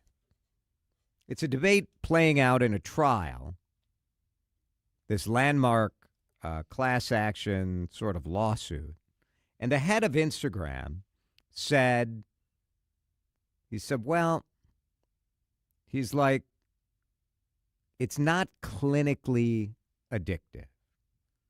He said it's more like you can overuse it. You can kind of get carried away with it. He compared it more to like when you say that you're addicted to like binge watching a TV show. Now, I think a lot of people are going to disagree with me, and they're going to disagree with Adam Basseri, who said 16 hours a day on the app, which is what some people spend, is, quote, problematic use. You think? It is no doubt problematic use. But, Dan, if everything that we overuse is addictive, then is anything addictive? Does it make it meaningless? And I do sometimes worry that we apply this sort of psychological, clinical stuff to so many things. Oh, it's a sex addiction. It's a social media addiction. It's a this addiction, a that addiction. I don't know, man. Like, some people seem to be able to use this. I mean, is it now you can be addicted Some people to drugs, can use alcohol responsibly. but does it do that same? Well, I don't know. I don't know that we know. Well, and I'm not sure we do either, in the sense that we don't know enough about brain science and how addiction works. You know, if you want to get technical about it, right? Addiction defined as a treatable chronic medical disease involving complex interactions among brain circuits, genetics, the environment, and life experiences, characterized by compulsive substance use or behaviors despite harmful consequences. And it's that latter portion that I think we sort of have to hone in on, because we don't fully understand the brain science. But if we're talking about compulsive behavior despite harmful consequences, that absolutely you can fit social media addiction into that definition. We know what kind of bad impact social media can have, especially on kids. We've seen it. The evidence is overwhelming. And yet, even with that knowledge, people, how many times have you sat down with TikTok, like I know I have, and boom, it's 3 hours later, and you're like, what just happened? So how much is too much? How do you define addiction? Like, I think when it comes to drug use or alcohol abuse, you can sort of put a real answer on that as to what addiction is. And it's not like, well, addiction is different for everybody. No, like, You're addicted or you're not. With social media, like, do you draw the line at this is why I struggle with using the term of addiction, which absolutely is a problem, and we all know people who are addicts of, to one substance or one issue. I worry that when you apply that that word to everything, it cheapens it. I understand that concern, and I think we can also be honest and know that algorithms, especially in social media, are designed to do one thing, and that is capture your attention and keep your attention on a subconscious level so that you're not aware of the time clicking by. Right. And so when you're developing a product specifically to do that, to trigger something in the mind that says, stay here, stay here, stay here, stay here, I think addiction is not an unwarranted word to apply to this. Yeah. Now, in terms of a legal case and what their legal liability is, in this particular lawsuit, I don't know. But in terms of need for regulation on government levels, absolutely. I think the question about designing a product for profit and designing a product that you want people to use compulsively, again, it's like, if you like the product, it's fine. Right? So to act like TV shows and the editing style of TV shows, when the MTV style editing became popular, like in the mid 80s through the early 90s, that was designed to do the same thing. And so why is that not clinical addiction? And so at a certain point, you're describing everything that is designed to appeal to you, to get you to want more of it, to use more of it. Now it's an addiction. And then everyone's addicted. Everyone's getting some sort of special aid, special dispensation. Where I'll push back on that is that last portion of the definition that I read, despite harmful consequences, right? I don't know. I mean, we can talk about obesity, we can talk about stuff when you talk about television, but the harmful consequences that we've seen from social media are far, far easier to isolate and point out and show than I would say something like television or other stuff like that. Is the fact that if you're on social media for 16 hours, first of all, like if a parent is allowing that, you've got an issue there too. It's very, very interesting. The courts will give a shot at deciding this. We'll talk about it more for sure. That's our show. We'll see you guys tomorrow. At LendSeek, we know running a business takes heart, hustle, and sometimes a little help. That's why we stand with you with our exclusive AI lending platform, connecting you to over 100 funders. If you've been in business for at least 2 years with a minimum annual revenue of $500,000, you can get up to $1 million in funding in as fast as 24 hours. No collateral, no prepayment penalties, no red tape. Apply today with no cost or obligation at lendseek.com. That's LE